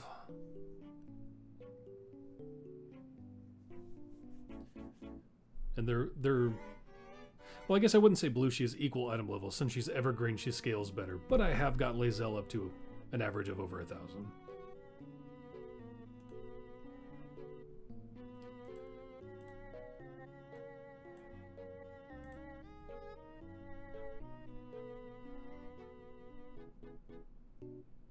I can never find him. There it is. Yeah.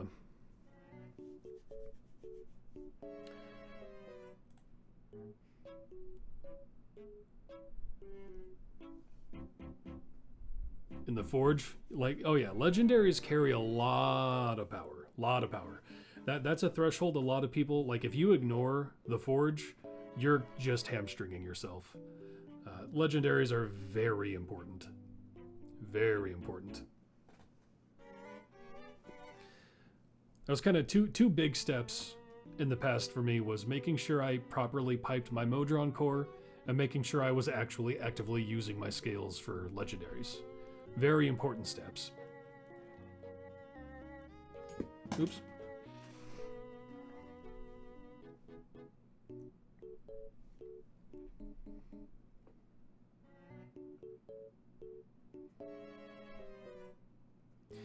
Gale is good for Artemis. Gale's, in the fact that he has a decent positional, isn't bad. He's not directly... If he had the DPS tag, he'd be a godsend for Artemis. But yeah, anyone who has a girthy positional can be good for Artemis. Ideally, you want DPS to observe from, but not always the case.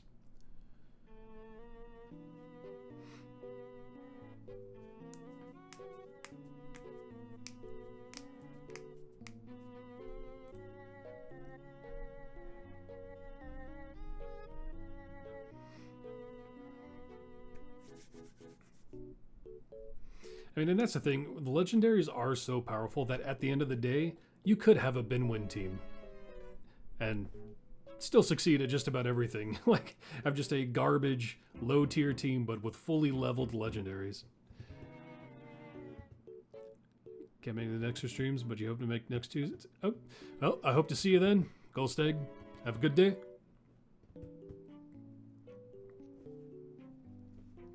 Probably in the ramping down anyway, because we've gone through the tiers. Seat 1's been done. Oh, in fact, I'm probably going to hop off real soon. If you have any last questions or last things to say, throw them my way. And other than that, I'll hopefully see you in 2 days.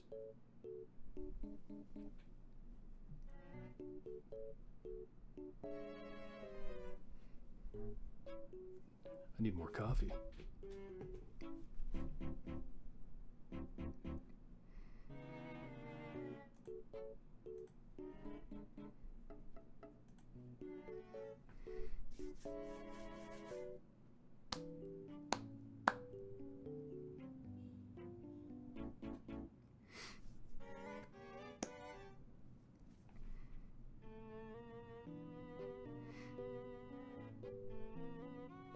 I need to make a...